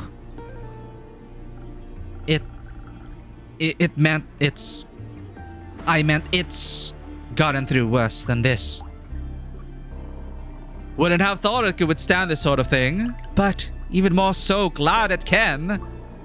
Seems to be a simple yet very sturdy tavern after all. Just like you, innkeeper. Are you flirting with the innkeeper? Ha! Me? No! Also, that's beside the point. Is it? I mean, unless I like to work my body. Helps in a lot of aspects. Can we get back to the point, please? So that's the thing about, like, he loves flirting around, but then if you match his energy, he won't have anything to say. That's like his thing. His name is... Where is that? What? Voy. Phantasm. Bard. Of course it's a bard. Short for voyage. Supposed to be very popular. Can we get back to the point, please? Yeah. Sure. The point. Right. Back to the point. Did you see exactly what happened? Not really. I was listening to the whistle of the wind in the treetops, jotting down notes for my next song. When suddenly, a horde of silver-crested deer rushed past me. Before they could trample me, I jumped up on the rock I was sitting on and watched them gallop downhill. Then, I saw water break through the canopies, snapping trees in half like they were shashlik skewers. I wasted no second. I turned on my heel, knowing I'd be done for if I'd wait just a moment longer. Then, I was here and told you to duck. That sounds horrible. Are you alright? Are you hurt? I'm fine, thanks. And anyways, with whom do I have the pleasure? I'm Grace. Nice to meet you, Grace. I'm... Oh my, you're Voyage, aren't you? The silver-tongued virtuoso? Yes, that would be me. My apologies. I didn't mean to push any boundaries. But I saw you perform at Dropzone Institute's campus at one time. And I must say, You pulled on all my heartstrings with your beautiful performance. Oh, I did that? Yes, I was awestruck by what your music could do. It was like magic in its very own way. Music can be very soothing in moments of distress. Were you distressed back then? A little. I don't remember exactly why anymore, but I remember the emotion. But not more distressed than I am right now. I hope Hex is safe and well. I'm sure he is. Shoot! Did you see that creature swim by? What? Where? It looked like a red-winged eel. Oh, haven't seen one of those in ages. Where is its natural habitat? Actually, the Twilight Chasm. Why is it here? Something isn't right. I'm afraid you might be correct. I'm also afraid. Very much so. I don't think it's safe to go outside. Of course not. You should all stay for the night. Would that be possible? Of course. The tavern will withstand this. And a bit of company wouldn't hurt. I agree. Thank you, innkeeper. Say, you with the lute. What's your name? Fable. My name is Fable. Do you play? The lute, I mean. Sometimes. I'm still practicing and not all that good with it yet. How about we play together? A song or two to lift our spirits and wait out the catastrophe going on outside. It's very untuned. It goes out of tune really quickly. But I guess that's a lute thing. I gotcha. Show it to me. I'll help you and then we'll jam until the new dawn rises. Voy updated. Even though he's charismatic, he's surprisingly bad with people, as well as reading between the lines. Despite being self-conscious about his skills, he still chose to play songs together with Fable after the flood to lift everyone's spirits. He's also got a hagium made out of ethereal bamboo and chaebin silk. I'm not sure I pronounced that, sorry. It's Korean. Chaebin? Hagium? I gotcha. Show it to me. I'll help you and then we'll jam until a new dawn rises. Blub blub, sleep with the fishes. I think we reached the next act. Wah! We're in Act 3, The Twilight Flood. Chapter 14, Rising Tides. 18th of the Astral Moon. And something since like 30 years since we died? Since the flames of death ravaged us or something? That's what they said, like the letter.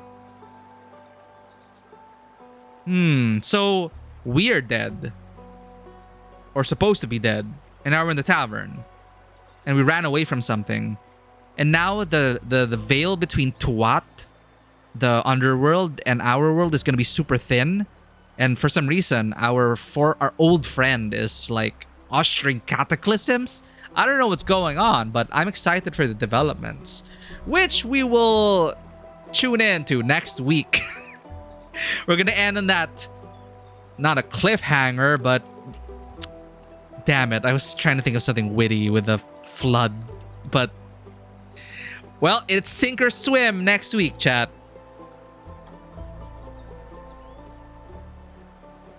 Wanted to wind down after I am still recovering after going so hard in Final Fantasy XIV. Coincidentally, we're in chapter 14 right now.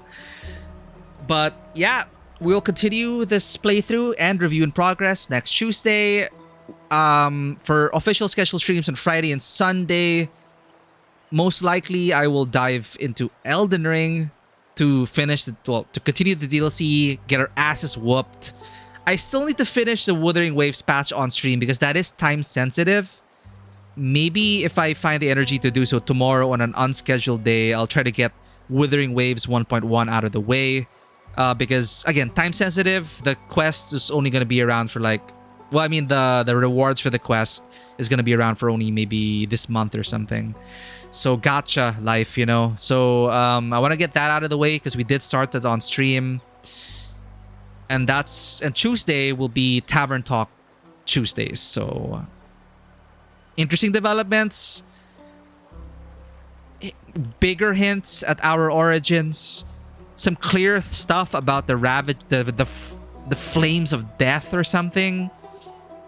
And clearly our old friend is up to something. Probably they're telling us, are there any souls you want to meet again? So damn, I guess they're trying to bridge the afterlife with this world. Very Final Fantasy, very Dragon Age. So and thank you again, Vanua. Yeah, you did get my message about thank you again. Vanua did gift us Hero Adventure on stream. If I ever do start it, if and when I do start it, it will be on stream. We're gonna be playing a bunch of like smaller games. Returning to variety after Final Fantasy 14. So I definitely want at least to get started on stream. And I'm sure you'll have a lot of advice. And I also wanna it's a genre I've never played before. So it'll be interesting to learn about, something that you are very passionate about and that story as well. So that's all I got for you today, my friends. I see that Walking Dead. Oh, I don't want spoilers. Okay. Rafik Graffiti is playing Hollywood Animal. Tego has been suggesting this. Tego has been suggesting this game to me, Hollywood Animal. I want to check it out. Rafi's also a great dude, and he's currently collaborating with another streamer. And Rafi's an artist as well. So we'll keep up with a story-rich raid. But for those who are lurking, thank you for being here. If you did enjoy this content, please do consider hitting that follow button and checking us out on Twitter, Instagram, YouTube, and Discord. Huge thanks to Ponder and your community. Thank you for raiding. Thank you for coming in on the raid. Thank you for dropping by. I really appreciate it. Some interesting developments over here. Thank you for your kind words as well. Your words of encouragement keep me going. Thank you to all the familiar faces. Vanua, Duwata, Ponder, Perf, thank you for hanging out. Hope you're napping well at this moment.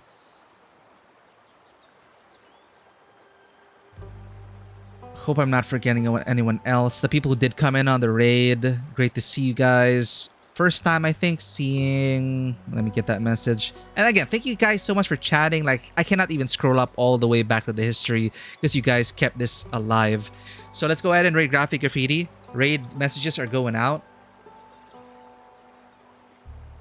I might stream Hollywood Animal in the future. Tego did highly recommend it, and Tego's recommendations for games also have been very spot on. And you also, Vanua, your recommendations for games and Fisher and basically all your game recommendations, I've really much enjoyed. So thank you, everyone. I'll see you officially on Friday for Elden Ring. Off schedule, we're gonna just finish Wuthering Waves. I don't think we're already in the last act, the final boss for the 1.1 patch, so it's gonna be quick but flashy. Hope you're gonna be there for that. Thanks, everyone, and as always, welcome to the table. Have a great day, and I will see you all on the next adventure. Bye bye.